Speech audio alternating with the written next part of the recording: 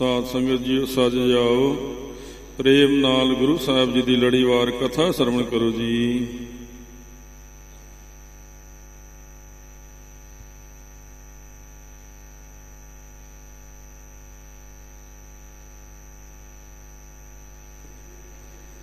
ਸਤਨਾਮ ਕਰਤਾ ਪੁਰਖ ਨਿਰਭਉ ਨਿਰਵੈਰ ਅਕਾਲ ਮੂਰਤ ਅਜੂਨੀ ਸੈਭੰ ਗੁਰ ਪ੍ਰਸਾਦ। ਜਪ ਆਦ ਸਚ ਜੁਗਾਦ ਸਚ ਹੈ ਭੀ ਸਚ, ਨਾਨਕ ਹੋਸੀ ਭੀ ਸਚ।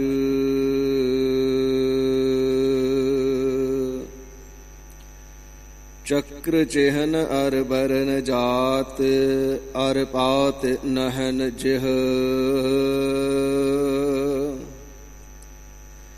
ਰੂਪ ਰੰਗ ਅਰ ਰੇਖ ਭੇਖ, ਕੋ ਕਹਿ ਨਾ ਸਕਤ ਕਿਹ।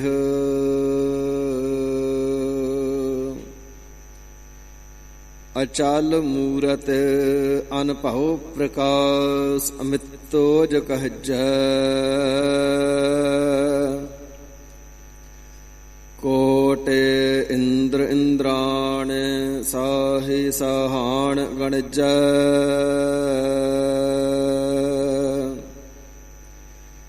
ਤ੍ਰਿਭਵਨ ਮਹੀਪ ਸੁਰ ਨਰ ਅਸੁਰ, ਨੇਤ ਨੇਤ ਬਨ ਤ੍ਰਿਣ ਕਹਿਤ। ਤੈ ਸਰਬ ਨਾਮ ਕਥਾ ਕਵਨ, ਕਰਮ ਨਾਮ ਬਰਨਤ ਸੁਮਤ।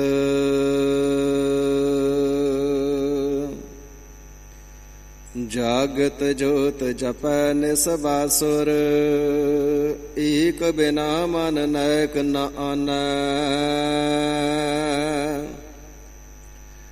ਪੂਰਨ ਪ੍ਰੇਮ ਪ੍ਰਤੀਤ ਸਜੈ, ਬ੍ਰਤ ਗੋਰ ਮੜੀ ਮਟ ਭੂਲ ਨ ਮਾਨੈ।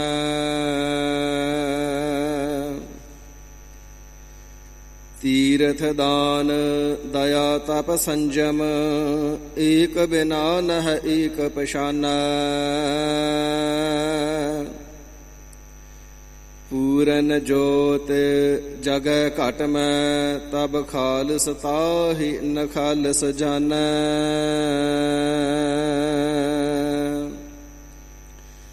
ਬੰਗ ਕੇ ਬੰਗਾਲੀ, ਫਿਰ ਹੰਗ ਕੇ ਫਿਰੰਗਾ ਵਾਲੀ। दिल्ली के दिल वाली, तेरी आज्ञा में चलत है। रोह के रोहेले, भाग देश के मगेले। वीर बंग सी बुंदेले, पाप पुंज को मलत है। गोखा गुन गावै, चीन मचीन का शीस न्यावै। तिब्बती त्याई, दुख दीह की दलत है। जिनै तो हे त्यायो, तिनै पूरन प्रताप पायो। सर्व तन धाम, फल फूल सो फलत है।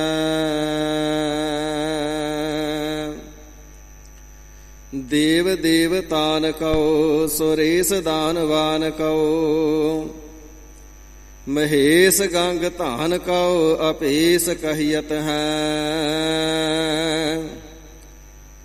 पाइय न पार, तेज पुंज में अपार। सर्व विद्या के उदार है, अपार कहियत है। चरण सरन गुर, एक पैंडा जाए चल। सतगुर कोट पैंडा, आगे होए लेत है। ਏਕ ਬਾਰ ਸਤਿਗੁਰ ਮੰਤਰ ਸਿਮਰਨ ਮਾਤਰ, ਸਿਮਰਨ ਤਾਹਿ ਬਾਰੰਬਾਰ ਗੁਰ ਹਿਤ ਹੈ। ਭਾਵਨੀ ਭਗਤ ਪਾਏ ਕੌਡੀ ਅਗਰ ਭਾਗ ਰਾਖੈ, ਤਾਹਿ ਗੁਰ ਸਰਬ ਨਿਧਾਨ ਦਾਨ ਦੇਤ ਹੈ। ਸਤਿਗੁਰ ਦਇਆ ਨਿਧ ਮਹਿਮਾ ਅਗਾਧ ਬੋਧ, ਨਮੋ ਨਮੋ ਨਮੋ ਨਮੋ ਨੇਤ ਨੇਤ ਨੇਤ ਹੈ। ਗੁਰ ਬਿਨ ਘੋਰ ਅੰਧਾਰ, ਗੁਰੂ ਬਿਨ ਸਮਝ ਨ ਆਵੈ। ਗੁਰ ਬਿਨ ਸੁਰਤ ਨ ਸਿੱਧ, ਗੁਰੂ ਬਿਨ ਮੁਕਤ ਨ ਪਾਵੈ। ਗੁਰ ਕਰ ਸਤ ਵਿਚਾਰ, ਗੁਰੂ ਕਰ ਰੇ ਮਨ ਮੇਰੇ। ਗੁਰ ਕਰ ਸ਼ਬਦ ਸਪੁੰਨ, ਅਗਨ ਕਟਹਿ ਸਭ ਤੇਰੇ। ਗੁਰ ਨੈਣ ਬੈਣ, ਗੁਰ ਗੁਰ ਕਰਹੁ, ਗੁਰੂ ਸਤ ਕਵ ਨਲ ਕਹੈ। ਜਿਨ ਗੁਰੂ ਨਾ ਦੇਖਿਆਓ ਨਾਹੁ ਕੀਆਓ, ਤੇ ਅਖਿਆਥ ਸੰਸਾਰ ਮਹਿ। ਜੇਤਾ ਜੀਓ ਪਿੰਡ ਸਭ ਤੇਰਾ, ਤੂੰ ਅੰਤਰ ਜਾਮੀ ਪੁਰਖ ਭਗਵਾਨ।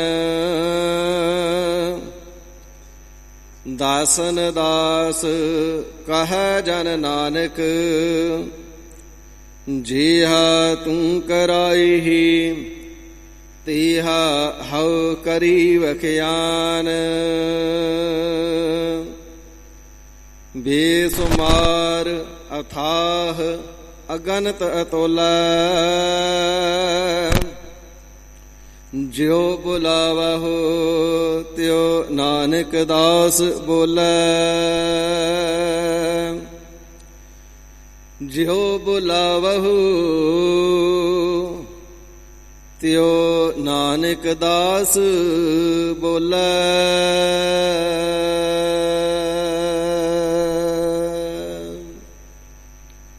ਸਤਿਨਾਮ ਸ੍ਰੀ ਵਾਹਿਗੁਰੂ ਜੀ। ਸਲੋਕ ਪੰਚ ਵਿਕਾਰ ਮਨ ਮਹਿ ਬਸੇ, ਰਾਚੇ ਮਾਇਆ ਸੰਗ। ਸਾਧ ਸੰਗ ਹੋਏ ਨਿਰਮਲਾ, ਨਾਨਕ ਪ੍ਰਭ ਕਾ ਰੰਗ। ਪੰਚ ਵਿਕਾਰ ਮਨ ਮਹਿ ਬਸੇ, ਰਾਚੇ ਮਾਇਆ ਸੰਗ। ਸਾਧ ਸੰਗ ਹੋਏ ਨਿਰਮਲਾ, ਨਾਨਕ ਪ੍ਰਭ ਕਾ ਰੰਗ। ਪੌੜੀ ਪੰਚਮ ਪੰਚ ਪ੍ਰਧਾਨ ਤੇ, ਜਿਹ ਜਾਣਿਓ ਪਰਪੰਚ। ਕੁਸਮ ਬਾਸ ਬਹੁ ਰੰਗ ਕਹਾਣੋ, ਸਭ ਮਿਥਿਆ ਬਲ ਬੰਚ। ਨਹ ਜਾਪਾ ਨਹ ਬੂਝਿਆ, ਨਹ ਕਛ ਕਰਤ ਵਿਚਾਰ। ਸਵਾਦ ਮੋਹ ਰਸ ਬੇਧਿਓ, ਅਗਿਆਨ ਰਚਿਓ ਸੰਸਾਰ। ਜਨਮ ਮਰਨ ਬਾਹੋ ਜੋਨ ਭ੍ਰਮਣ ਕੀਨੇ ਕਰਮ ਅਨੇਕ ਰਚਨ ਹਾਰ ਨਹ ਸਿਮਰਿਓ ਮਨ ਨਾ ਵਿਚਾਰ ਵਿਵੇਕ ਆਓ ਭਗਤ ਭਗਵਾਨ ਸੰਗ ਮਾਇਆ ਲਿਪਤ ਨਾਰੰਚ ਨਾਨਕ ਬਿਰਲੇ ਪਾਈਆ ਹੈ ਜੋ ਨਾ ਰਚਹਿ ਪਰਪੰਚ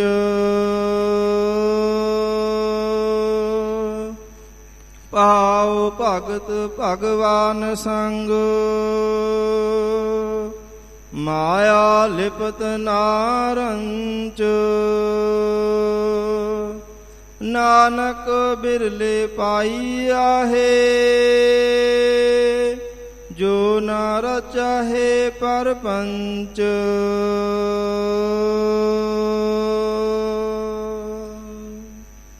ਵਾਹਿਗੁਰੂ ਜੀ ਕਾ ਖਾਲਸਾ ਵਾਹਿਗੁਰੂ ਜੀ ਕੀ ਫਤਿਹ। ਪਰਮ ਸਨਮਾਨਯੋਗ ਗੁਰੂ ਗਰੀਬ ਨਿਵਾਜ ਜੁਗੋ ਜੁਗ ਅਟਲ ਵਾਲੀਏ ਕੁਲ ਆਲਮ ਨੂਰੇ ਕਾਇਨਾਤ ਪਤਤ ਪਾਵਨ ਭਗਤ ਵਸ਼ਲ ਕਰੁਣਾ ਨਿਧਾਨ ਦੀਨਾ ਬੰਧੂ ਬ੍ਰਹਮ ਗਿਆਨ ਦੇ ਸੂਰਜ ਦਇਆ ਦੇ ਸਾਗਰ ਬਖਸ਼ਿਸ਼ਾਂ ਦੇ ਭੰਡਾਰ ਸ਼ੁਭ ਗੁਣਾਂ ਦੇ ਖਜ਼ਾਨੇ ਪਰਮ ਪਿਤਾ ਪਰਮੇਸ਼ਰ ਹਰੀ ਅਕਾਲ ਪੁਰਖ ਵਾਹਿਗੁਰੂ ਜੀ ਦੇ ਸਰਗੁਣ ਸਰੂਪ ਸਾਹਿਬੇ ਕਮਾਲ ਸ੍ਰੀ ਗੁਰੂ ਗੋਬਿੰਦ ਸਿੰਘ ਸਾਹਿਬ ਸੱਚੇ ਪਾਤਸ਼ਾਹ ਮਹਾਰਾਜ ਪਰਮ ਕਿਰਪਾਲੂ ਜੀ ਆਪਣਿਆਂ ਗੁਰਸਿੱਖਾਂ ਦੇ ਉੱਪਰ ਪਿਆਰੀਆਂ ਸੰਗਤਾਂ ਦੇ ਉੱਪਰ ਨਜ਼ਰੇ ਅਨਾਇਤ ਕਰਦਿਆਂ ਹੋਇਆਂ ਅੰਮ੍ਰਿਤ ਵੇਲੇ ਤੋਂ ਆਪਣੇ ਪਾਵਨ ਸੱਚਖੰਡ ਦਰਬਾਰ ਤਖਤ ਸੱਚਖੰਡ ਸ੍ਰੀ ਹਜ਼ੂਰ ਸ੍ਰੀ ਅਬਚਲ ਨਗਰ ਸਾਹਿਬ ਜੀ ਦੇ ਪਾਵਨ ਸੁਖ ਦੇ ਦਰਸ਼ਨ ਦੀਦਾਰ ਮੇਲੇ ਸਾਹਿਬ ਸਤਿਗੁਰੂ ਸ੍ਰੀ ਗੁਰੂ ਗ੍ਰੰਥ ਸਾਹਿਬ ਸੱਚੇ ਪਾਤਸ਼ਾਹ ਮਹਾਰਾਜ ਸਾਹਿਬ ਜੀ ਦੀ ਪਾਕ ਮੁਕੱਦਸ ਸਤ ਸੰਗਤ ਰੂਪੀ ਗੋਦ ਦੇ ਸਮੇਤ ਬਖਸ਼ਿਸ਼ ਕਰਕੇ ਨਿਹਾਲ ਕਿਰਤਾਰਥ ਕਰ ਰਹੇ ਨੇ। ਸਤ ਸੰਗੀ ਜਨਾਂ ਨੇ ਗੁਰ ਦਰਬਾਰ ਵਿਖੇ ਆ ਕਰਕੇ ਹਾਜ਼ਰੀਆਂ ਭਰ ਕੇ ਸਤਿਗੁਰੂ ਸਾਹਿਬ ਜੀ ਦੀ ਪਾਵਨ ਅੰਮ੍ਰਿਤਮਈ ਗੁਰਬਾਣੀ ਨੂੰ ਪੜ੍ਹ ਸਰਵਣ ਅਤੇ ਗਾਇਨ ਕਰਕੇ ਆਤਮਿਕ ਆਨੰਦ ਨੂੰ ਮਾਣਿਆ ਹੈ। ਸਤਿਗੁਰੂ ਸੱਚੇ ਪਾਤਸ਼ਾਹ ਮਹਾਰਾਜ ਸਾਹਿਬ ਜੀ ਦੇ ਪਾਵਨ ਦਰਬਾਰ ਦੀ ਰੋਜ਼ਾਨਾ ਦੀ ਮਰਿਆਦਾ ਦੇ ਅਨੁਸਾਰ ਵਕਤ ਹੈ ਗਰੀਬ ਨਿਵਾਜ ਸਤਿਗੁਰੂ ਜੀ ਦੀ ਪਾਵਨ ਅੰਮ੍ਰਿਤਮਈ ਗੁਰਬਾਣੀ ਦੀ ਕਥਾ ਵਿਚਾਰ ਸਰਵਣ ਕਰਨੇ ਦਾ। ਮਨ ਚਿੱਤ ਬਿਰਤੀਆਂ ਇਕਾਗਰ ਕਰਕੇ ਗੁਰ ਚਰਨਾਂ ਦਾ ਧਿਆਨ ਧਰਦਿਆਂ ਹੋਇਆਂ ਸਤਿਗੁਰੂ ਜੀ ਦੀ ਅੰਮ੍ਰਿਤਮਈ ਗੁਰਬਾਣੀ ਦੀ ਕਥਾ ਵਿਚਾਰ ਸਰਵਣ ਕਰਕੇ ਹੋਰ ਵਡਭਾਗੇ ਬਣਨੇ ਦਾ ਯਤਨ ਕਰੀਏ। ਗਰੀਬ ਨਿਵਾਜ ਸਤਿਗੁਰੂ ਜੀ ਦਾ ਬਖਸ਼ਿਸ਼ ਕੀਤਾ ਹੋਇਆ ਨਾਮ ਮਨ ਦੀ ਇਕਾਗਰਤਾ ਅਤੇ ਰਸਨਾ ਦੀ ਪਵਿੱਤਰਤਾ ਦੇ ਵਾਸਤੇ ਮੁੱਖੋਂ ਉਚਾਰਨਾ ਕਰੀਏ ਜੀ। ਸਤਨਾਮ ਸ੍ਰੀ ਵਾਹਿਗੁਰੂ ਸਾਹਿਬ ਜੀ। ਸਤਨਾਮ ਸ੍ਰੀ ਵਾਹਿਗੁਰੂ ਜੀ। ਸਲੋਕ ਪੰਚ ਵਿਕਾਰ ਮਨ ਮਹਿ ਬਸੇ ਰਾਚੇ ਮਾਇਆ ਸੰਗ। ਗਰੀਬ ਨਿਵਾਜ ਸਤਿਗੁਰੂ ਸ੍ਰੀ ਗੁਰੂ ਅਰਜਨ ਦੇਵ ਸੱਚੇ ਪਾਤਸ਼ਾਹ ਜੀ ਮਹਾਰਾਜ ਸ਼ਹੀਦਾਂ ਦੇ ਸਿਰਤਾਜ ਸ਼ਾਂਤੀ ਦੇ ਪੁੰਜ ਗੁਰਬਾਣੀ ਦੇ ਮੁਜੱਸਮੇ ਸਰਬਤ ਜੀਵਾਂ ਦੇ ਤਾਰਨਹਾਰ ਗੌੜੀ ਰਾਗ ਦੇ ਅੰਦਰ ਥਿੱਤਾਂ ਦੁਆਰਾ ਪਾਵਨ ਉਪਦੇਸ਼ ਦੀ ਬਖਸ਼ਿਸ਼ ਕਰ ਰਹੇ ਨੇ। ਸਤਿਗੁਰੂ ਜੀ ਦੀ ਨਜ਼ਰੇ ਅਨਾਇਤ ਦੇ ਦੁਆਰਾ ਕੱਲ ਦੇ ਦੀਵਾਨ ਤੱਕ 4 ਥਿੱਤਾਂ ਦੀ ਵਿਚਾਰ ਸਰਵਣ ਕੀਤੀ ਸੀ। ਗਰੀਬ ਨਿਵਾਜ ਸੱਚੇ ਪਾਤਸ਼ਾਹ ਜੀ ਮਹਾਰਾਜ ਸਿੱਖਾਂ ਦੀ ਬੇਨਤੀ ਤੇ ਅੰਮ੍ਰਿਤਮਈ ਗੁਰਬਾਣੀ ਨੂੰ ਰਚ ਕੇ 15 ਹੀ ਥਿੱਤਾਂ ਦੇ ਦੁਆਰਾ ਉਪਦੇਸ਼ ਦੀ ਦਾਤ ਬਖਸ਼ਿਸ਼ ਕਰਨਾ ਕਰਦੇ ਨੇ। ਗਰੀਬ ਨਿਵਾਜ ਸਾਹਿਬ ਜੀ ਨੂੰ ਬੇਨਤੀ ਕੀਤੀ, ਸੱਚੇ ਪਾਤਸ਼ਾਹ ਆਪ ਜੀ ਦੇ ਬਚਨਾਂ ਦੇ ਅਨੁਸਾਰ, ਆਪ ਜੀ ਦੇ ਉਪਦੇਸ਼ਾਂ ਦੇ ਅਨੁਸਾਰ ਅਸਾਂ ਨੇ ਇਹ ਸਮਝਿਆ ਹੈ ਜਿਹੜਾ ਜੀਵ ਦਾ ਮਨ ਹੈ ਇਹ ਮੈਲਾ ਹੈ, ਅਪਵਿੱਤਰ ਹੈ, ਅਸ਼ੁੱਧ ਹੈ। ਸਾਹਿਬ ਜੀ ਕਿਰਪਾਲਤਾ ਕਰਕੇ ਪ੍ਰਵਚਨ ਫਰਮਾ ਕਰਕੇ ਅੰਮ੍ਰਿਤ ਉਪਦੇਸ਼ ਦੀ ਦਾਤ ਬਖਸ਼ੋ, ਇਹ ਮਨ ਸ਼ੁੱਧ ਸਰੂਪ ਕਿਵੇਂ ਹੋ ਜਾਵੇ। ਇਹ ਮਨ ਨਿਰਮਲ ਕਿਵੇਂ ਹੋ ਜਾਵੇ? ਇਹ ਸਤਿਗੁਰੂ ਸੱਚੇ ਪਾਤਸ਼ਾਹ ਜੀ ਮਹਾਰਾਜ ਪਾਵਨ ਉਪਦੇਸ਼ ਦੀ ਦਾਤ ਬਖਸ਼ਿਸ਼ ਕਰਦਿਆਂ ਹੋਇਆਂ ਸ਼ਲੋਕ ਦੇ ਰਾਹੀਂ ਪ੍ਰਵਚਨ ਫਰਮਾਉਂਦੇ ਨੇ। ਪੰਚ ਵਿਕਾਰ ਮਨ ਮਹਿ ਬਸੇ ਰਾਚੇ ਮਾਇਆ ਸੰਗ। ਭਾਈ ਇਹ ਜਿਹੜੇ ਜੀਵ ਨੇ ਨਾ, ਅਕਾਲ ਪੁਰਖ ਵਾਹਿਗੁਰੂ ਜੀ ਦੇ ਪ੍ਰੇਮ ਰੰਗ ਦੇ ਅੰਦਰ ਤਿੰਨਾਂ ਨੇ ਆਪਣੇ ਮਨ ਨੂੰ ਨਹੀਂ ਰੰਗਿਆ ਹੈ। ਜੀਵ ਜਿਹੜੇ ਨੇ ਇਹ ਮਾਇਆ ਦੇ ਪ੍ਰੇਮ ਦੇ ਵਿੱਚ ਰੰਗੇ ਪਏ ਨੇ। ਮਾਇਆ ਦੀ ਸੰਗਤ ਸਰ ਵੇਲੇ ਕਰਦੇ ਨੇ, ਜੜ ਮਾਇਆ ਚੇਤਨ ਮਾਇਆ ਦੀ, ਤੇ ਮਾਇਆ ਦੇ ਵਿੱਚ ਤਦਾਕਾਰ ਹੋਣੇ ਦੇ ਕਾਰਨ ਪੰਜ ਵਿਕਾਰ ਮਨ ਮਹਿ ਬਸੇ। ਇਹਨਾਂ ਦੇ ਮਨ ਦੇ ਵਿੱਚ ਪੰਜ ਵਿਕਾਰ ਵਸੇ ਪਏ ਨੇ। ਇਸ ਦੇਹੀ ਅੰਦਰ ਪੰਜ ਚੋਰ ਵਸ ਹੈ, ਕਾਮ ਕ੍ਰੋਧ ਲੋਭ ਮੋਹ ਅਹੰਕਾਰਾ। ਇਸ ਪ੍ਰਕਾਰ ਹਰ ਇੱਕ ਜੀਵ ਦੀ ਪਰਾਲਬਧ ਦੇ ਅਨੁਸਾਰ ਇਹ ਪੰਜ ਚੀਜ਼ਾਂ, ਪੰਜ ਦੋਸ਼, ਪੰਜ ਵਿਕਾਰ ਹਰ ਇੱਕ ਸਰੀਰ ਦੇ ਅੰਦਰ ਪ੍ਰਮਾਤਮਾ ਜੀ ਨੇ ਪਾਏ ਨੇ। ਐਸਾ ਕੋਈ ਸਰੀਰ ਨਹੀਂ ਜਿਸ ਦੇ ਅੰਦਰ ਇਹ ਪੰਜ ਵਿਕਾਰ ਨਾ ਹੋਣ। ਕਿਸੇ ਦੀ ਔਗਣ ਦੀ ਬਹੁਲਤਾ ਤੇ ਇਸੇ ਪ੍ਰਕਾਰ ਕੋਈ ਥੋੜਾ ਜ਼ਰੂਰ ਹੋ ਸਕਦਾ ਹੈ। ਕਿਸੇ ਦੇ ਵਿੱਚ ਕਾਮ ਬਹੁਤ ਹੈ, ਉਸ ਨੂੰ ਕਾਮੀ ਕਰਕੇ ਵਿਸ਼ਈ ਕਰਕੇ ਜਾਣਿਆ ਜਾਂਦਾ ਹੈ, ਹਵਸ਼ੀ ਕਰਕੇ ਜਾਣਿਆ ਜਾਂਦਾ ਜੀ, ਹਵਸ ਦਾ ਭਰਿਆ ਹੋਇਆ ਹੈ। ਕਿਸੇ ਵਿੱਚ ਕ੍ਰੋਧ ਬਹੁਤ ਹੈ, ਹਰ ਵੇਲੇ ਗੁੱਸੇ ਵਿੱਚ ਹੀ ਰਹਿੰਦਾ ਹੈ। ਕਿਸੇ ਦੇ ਵਿੱਚ ਮੋਹ ਐਸਾ ਹੈ, ਮੋਹ ਦਾ ਮਾਰਿਆ ਹੋਇਆ, ਸਤ ਅਸਤ ਨੂੰ ਜਾਣਦਾ ਹੀ ਨਹੀਂ, ਸਾਰ ਅਸਾਰ ਨੂੰ ਜਾਣਦਾ ਹੀ ਨਹੀਂ। ਕਿਸੇ ਦੇ ਅੰਦਰ ਪਦਾਰਥਾਂ ਦਾ ਲੋਭ ਐਸਾ ਹੈ, ਨਾ ਆਪਣਿਆਂ ਨੂੰ ਜਾਣਦਾ ਹੈ, ਨਾ ਪਰਾਇਆਂ ਨੂੰ ਪਛਾਣਦਾ ਹੈ। ਮਾਤਾ ਪਿਤਾ ਭੈਣ ਭਰਾ ਸਭ ਨੂੰ ਠੱਗੀਆਂ ਮਾਰੀ ਜਾਂਦਾ ਕਿਉਂਕਿ ਲੋਭ ਬੜਾ ਹੈ। ਕਿਸੇ ਦੇ ਅੰਦਰ ਹੰਕਾਰ ਇਤਨਾ ਹੈ ਕਿ ਸਾਹਮਣੇ ਵਾਲੇ ਮਨੁੱਖ ਨੂੰ ਮਨੁੱਖ ਹੀ ਨਹੀਂ ਸਮਝਦਾ। ਆਪਣੇ ਆਪ 'ਚ ਹੀ ਆਪਣੀ ਮਨ ਦੀ ਬਿਰਤੀ ਦੇ ਅਨੁਸਾਰ ਆਪਣੇ ਆਪ ਨੂੰ ਵੱਡਾ ਮੰਨ ਕੇ ਤੇ ਆਪਣੇ ਆਪ ਵਿੱਚ ਹੀ ਮਸਤ ਹੈ। ਜੋ ਮੈਂ ਕਰ ਸਕਦਾ ਉਹ ਮੈਂ ਹੀ ਕਰ ਸਕਦਾ, ਹੋਰ ਕੋਈ ਹੈ ਹੀ ਨਹੀਂ ਮੇਰੇ ਅੱਗੇ, ਕਿਹੜਾ ਅੜ ਜਾਵੇਗਾ। ਰਾਵਣ ਵਾਂਗੂ, ਹਰਨਾਕਸ਼ ਵਾਂਗੂ ਆਪਣੇ ਆਪ ਨੂੰ ਵੱਡਾ ਸਦਵਾਉਂਦਾ ਹੈ। ਸਤਿਗੁਰੂ ਸੱਚੇ ਪਾਤਸ਼ਾਹ ਮਹਾਰਾਜ ਸਾਹਿਬ ਜੀ ਫਰਮਾਨ ਕਰਨਾ ਕਰਦੇ ਨੇ, ਇਹ ਪੰਜ ਵਿਕਾਰ ਤਾਂ ਹਰ ਇੱਕ ਸਰੀਰ ਦੇ ਅੰਦਰ ਨੇ। ਪੰਜ ਵਿਕਾਰਾਂ ਦੇ ਹੁੰਦਿਆਂ ਹੋਇਆਂ ਵੀ ਇਹ ਜਿਹੜਾ ਜੀਵ ਹੈ ਨਾ, ਵਿਸ਼ਈ ਤਾਂ ਹੋਇਆ ਹੀ ਪਿਆ ਹੈ। ਰਾਚੇ ਮਾਇਆ ਸੰਗ, ਮਾਇਆ ਦੇ ਸੰਗ, ਮਾਇਆ ਦੇ ਨਾਲ ਇਸ ਦਾ ਜਿਹੜਾ ਮਨ ਹੈ ਰਚ ਵਿੱਚ ਰਹਿਆ ਹੈ, ਤਦਾਕਾਰ ਹੋ ਰਿਹਾ ਹੈ। ਸਾਧ ਸੰਗ ਹੋਏ ਨਿਰਮਲਾ, ਨਾਨਕ ਪ੍ਰਭ ਕਾ ਰੰਗ। ਗਰੀਬ ਨਿਵਾਜ ਸਤਿਗੁਰੂ ਸੱਚੇ ਪਾਤਸ਼ਾਹ ਮਹਾਰਾਜ ਸਾਹਿਬ ਜੀ ਫਰਮਾਨ ਕਰਨਾ ਕਰਦੇ ਨੇ, ਸਾਧ ਸੰਗਤ ਕਰਨੇ ਦੇ ਨਾਲ ਇਹ ਜਿਹੜਾ ਮਨ ਹੈ ਇਹ ਨਿਰਮਲਾ ਹੋ ਜਾਂਦਾ ਹੈ। ਸਾਧ ਸੰਗਤ ਕਰਨ ਦੇ ਨਾਲ ਇਹ ਜਿਹੜਾ ਮਨ ਹੈ ਇਹ ਸਵੱਛ ਹੋ ਜਾਂਦਾ ਹੈ, ਪਵਿੱਤਰ ਹੋ ਜਾਂਦਾ ਹੈ, ਉਜਲ ਹੋ ਜਾਂਦਾ ਹੈ, ਚਲਾਈ ਮਾਨਗੀ ਤੋਂ ਰਹਿਤ ਹੋ ਜਾਂਦਾ ਹੈ। ਜਿਹੜਾ ਮਨ ਹਰ ਵੇਲੇ ਕੱਚੇ ਪਾਰੇ ਵਾਂਗੂ ਡੋਲਦਾ ਹੀ ਰਹਿੰਦਾ ਨਾ, ਸਤ ਸੰਗਤ ਸਾਧ ਪਾਈ ਵੱਡ ਭਾਗੀ, ਮਨ ਚੱਲਤਾ ਉਹ ਭਾਇਓ ਅਰੂੜਾ। ਹਰ ਵੇਲੇ ਚੱਲਦਾ ਰਹਿਣ ਵਾਲਾ, ਚਲਾਏ ਮਾਨਗੀ ਵਾਲਾ ਜਿਹੜਾ ਮਨ ਹੈ ਅਰੂੜਾ ਸਥਿਤ ਸਰੂਪ ਹੋ ਜਾਂਦਾ ਹੈ, ਸੁੰਦਰ ਸਰੂਪ ਹੋ ਜਾਂਦਾ ਹੈ। ਹੋਵੇਗਾ ਕਿਵੇਂ? ਸਾਧ ਸੰਗ ਹੋਏ ਨਿਰਮਲਾ। ਇਹ ਜਿਹੜਾ ਪ੍ਰਾਣੀ ਹੈ ਸਾਧ ਸੰਗਤ ਦੇ ਨਾਲ ਮਿਲ ਕਰਕੇ ਜਪਣਾ ਕਰੇ ਸਤਨਾਮ ਸ੍ਰੀ ਵਾਹਿਗੁਰੂ, ਤਾਂ ਨਿਰਮਲ ਹੁੰਦਾ ਹੈ, ਤਾਂ ਉਜਲ ਹੁੰਦਾ ਹੈ। ਸੋ ਇਸ ਪ੍ਰਕਾਰ ਹਜ਼ੂਰ ਫਰਮਾਵਣਾ ਕਰਦੇ ਨੇ, ਮਨ ਨੂੰ ਸ਼ੁੱਧ ਕਰਨੇ ਦਾ, ਨਿਰਮਲ ਕਰਨੇ ਦਾ ਸਭ ਤੋਂ ਸੁਖੈਨ ਅਤੇ ਸਰਲ ਉਪਾਅ ਹੈ ਸਾਧ ਸੰਗਤ ਦੇ ਨਾਲ ਮਿਲ ਕਰਕੇ ਪ੍ਰਭ ਕੈ ਰੰਗ। ਇਹ ਜਿਹੜਾ ਜੀਵ ਹੈ ਪ੍ਰਭੂ ਦੇ ਰੰਗ ਦੇ ਵਿੱਚ ਹੀ ਰੰਗਿਆ ਜਾਵੇ। ਰੰਗੇ ਗੱਗੇ ਨੂੰ ਸਿਹਾਰੀਏ, ਰੰਗ ਦੇ ਵਿੱਚ। ਰੰਗ ਦਾ ਅਰਥ ਹੈ ਪਿਆਰ। ਸਾਧ ਸੰਗਤ ਦੇ ਨਾਲ ਮਿਲ ਕਰਕੇ ਵਾਹਿਗੁਰੂ ਜੀ ਦੇ ਨਾਮ ਨੂੰ ਜਪਦਿਆਂ ਵਾਹਿਗੁਰੂ ਜੀ ਦੇ ਪਿਆਰ ਦੇ ਅੰਦਰ ਹੀ ਤਦਾਕਾਰ ਹੋ ਜਾਵੇ। ਵਾਹਿਗੁਰੂ ਜੀ ਦੇ ਪਿਆਰ ਦੀ ਦਾਤ ਸਾਧ ਸੰਗਤ ਤੋਂ ਬਿਨਾਂ ਨਹੀਂ ਮਿਲਦੀ। ਸਾਧ ਸੰਗਤ ਕੀਤੇ ਤੋਂ ਬਿਨਾਂ ਮਨ ਦੇ ਅੰਦਰ ਪਿਆਰ ਉਤਪੰਨ ਨਹੀਂ ਹੁੰਦਾ, ਤੇ ਜਦੋਂ ਤੱਕ ਪਿਆਰ ਉਤਪੰਨ ਨਾ ਹੋਵੇ ਉਦੋਂ ਤੱਕ ਪ੍ਰੇਮਾ ਭਗਤੀ ਕੀਤੀ ਹੀ ਨਹੀਂ ਜਾ ਸਕਦੀ। ਤੇ ਸਤਿਗੁਰੂ ਜੀ ਵੀ ਫਰਮਾਨ ਕਰਦੇ ਨੇ, ਭਾਈ ਸੱਚੇ ਬਚਨ ਕਹਿਣਾ ਕਰਦੇ ਆ, ਸਾਰੇ ਸੁਣ ਲਵੋ। ਜਿਸ ਨੇ ਵੀ ਪ੍ਰੇਮ ਕੀਤਾ ਹੈ ਪ੍ਰਮਾਤਮਾ ਜੀ ਨੂੰ ਪ੍ਰਾਪਤ ਉਸੇ ਨੇ ਕੀਤਾ ਹੈ। ਪ੍ਰੇਮ ਤੋਂ ਬਿਨਾਂ ਕਦੇ ਕੋਈ ਵਲ ਦੇ ਨਾਲ, ਛਲ ਦੇ ਨਾਲ, ਬਲ ਦੇ ਨਾਲ, ਇਸੇ ਪ੍ਰਕਾਰ ਧਨ ਦੇ ਨਾਲ, ਮਾਇਆ ਦੇ ਜ਼ੋਰ ਦੇ ਨਾਲ, ਕਿਸੇ ਵੀ ਵਿਧੀ ਦੇ ਨਾਲ ਪ੍ਰਮਾਤਮਾ ਨੂੰ ਪ੍ਰਾਪਤ ਨਹੀਂ ਕਰ ਸਕਿਆ। ਜਿਸ ਨੇ ਵੀ ਪ੍ਰਾਪਤ ਕੀਤਾ ਹੈ ਪ੍ਰੇਮ ਦੇ ਨਾਲ ਕੀਤਾ ਹੈ। ਭਾਈ ਜਿਸ ਵੇਲੇ ਇਹ ਜੀਵ ਸਾਧ ਸੰਗਤ ਦੇ ਨਾਲ ਮਿਲ ਕਰਕੇ ਵਾਹਿਗੁਰੂ ਜੀ ਦੇ ਨਾਮ ਨੂੰ ਜਪਦਾ ਹੈ, ਹਿਰਦਾ ਪ੍ਰਮਾਤਮਾ ਜੀ ਦੇ ਪ੍ਰੇਮ ਰੰਗ ਦੇ ਅੰਦਰ ਰੰਗਿਆ ਜਾਂਦਾ ਹੈ, ਤਾਂ ਇਸ ਦਾ ਜਿਹੜਾ ਮਨ ਹੈ ਉਹ ਨਿਰਮਲ ਹੁੰਦਾ ਹੈ, ਸ਼ੁੱਧ ਹੁੰਦਾ ਹੈ, ਪਵਿੱਤਰ ਹੁੰਦਾ ਹੈ, ਮੈਲ ਤੋਂ ਰਹਿਤ ਹੋ ਜਾਂਦਾ ਹੈ। ਪੌੜੀ ਪੰਚਮ ਪੰਚ ਪ੍ਰਧਾਨ ਤੇ ਜਿਹ ਜਾਣਿਓ ਪਰ ਪੰਚ। ਗਰੀਬ ਨਿਵਾਜ ਸਤਿਗੁਰੂ ਸੱਚੇ ਪਾਤਸ਼ਾਹ ਜੀ ਅੱਗੇ ਪੌੜੀ ਰਾਹੀਂ ਉਪਦੇਸ਼ ਦੀ ਦਾਤ ਬਖਸ਼ਦੇ ਨੇ। ਮਹਾਰਾਜ ਆਪ ਜੀ ਨੇ ਸਾਧੂਆਂ ਦੀ ਸੰਗਤ ਕਰਨੇ ਦਾ ਬਚਨ ਕਹਿਆ ਹੈ। ਸਾਧੂ ਕੌਣ ਹੁੰਦੇ ਨੇ? ਕੀ ਪਛਾਣ ਹੈ ਉਹਨਾਂ ਸਾਧੂਆਂ ਦੀ? ਮਹਾਰਾਜ ਕੀ ਪਛਾਣ ਹੈ ਉਹਨਾਂ ਸੰਤਾਂ ਦੀ ਜਿਨ੍ਹਾਂ ਦੀ ਸੰਗਤ ਕਰਨੇ ਦਾ ਆਪ ਜੀ ਉਪਦੇਸ਼ ਬਖਸ਼ਿਸ਼ ਕਰਦੇ ਹੋ?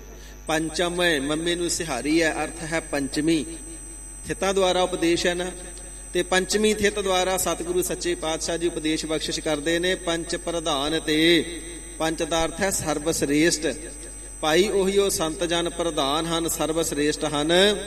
ਜਿਹ ਜਾਣਿਓ ਪਰਪੰਚ, ਜਿਸ ਨੇ ਸੰਸਾਰ ਨੂੰ ਪਰਪੰਚ ਕਰਕੇ ਛਲ ਰੂਪ ਕਰਕੇ ਜਾਣਿਆ ਨਾ, ਉਹ ਪੰਚ ਪੁਰਖ ਨੇ, ਉਹ ਪ੍ਰਧਾਨ ਪੁਰਖ ਨੇ, ਉਹ ਸੰਤ ਪੁਰਖ ਨੇ, ਉਹ ਸਾਧੂ ਪੁਰਖ ਨੇ, ਉਹ ਮਹਾਤਮਾ ਪੁਰਖ ਨੇ ਜਿਨ੍ਹਾਂ ਨੇ ਪ੍ਰਮਾਤਮਾ ਨੂੰ ਸਾਰ ਜਾਣਿਆ ਤੇ ਜਗਤ ਨੂੰ ਅਸਾਰ ਜਾਣਿਆ ਹੈ। ਪ੍ਰਮਾਤਮਾ ਨੂੰ ਨਿਰੰਕਾਰ ਜੀ ਨੂੰ ਸਤ ਜਾਣਿਆ ਤੇ ਸੰਸਾਰ ਨੂੰ ਅਸਤ ਜਾਣਿਆ ਹੈ। ਜਿਨ੍ਹਾਂ ਨੇ ਸਤ ਅਸਤ ਦਾ ਨਿਰਣਾ ਕਰਨਾ ਪਾਇਆ ਹੈ, ਸਾਰ ਅਸਾਰ ਦੀ ਵਿਚਾਰ ਕਰਨੀ ਪਾਈ ਹੈ, ਉਹ ਹੋਈ ਪੰਚ ਉੱਤਮ ਪੁਰਸ਼ ਨੇ। ਪੰਚ ਦਾ ਅਰਥ ਉੱਤਮ ਹੋਇਆ ਕਰਦਾ ਹੈ, ਸਰਬ ਸ੍ਰੇਸ਼ਟ ਹੋਇਆ ਕਰਦਾ ਹੈ। ਉਹ ਸਰਬ ਸ੍ਰੇਸ਼ਟ ਪੁਰਖ ਨੇ, ਉਹ ਪ੍ਰਧਾਨ ਪੁਰਖ ਨੇ, ਉਹੀ ਸੰਤ ਜਨ ਹਨ। ਕੁਸਮ ਬਾਸ ਬਹੁ ਰੰਗ ਕਾਣੋ ਸਭ ਮਿਥਿਆ ਬਲ ਬੰਚ।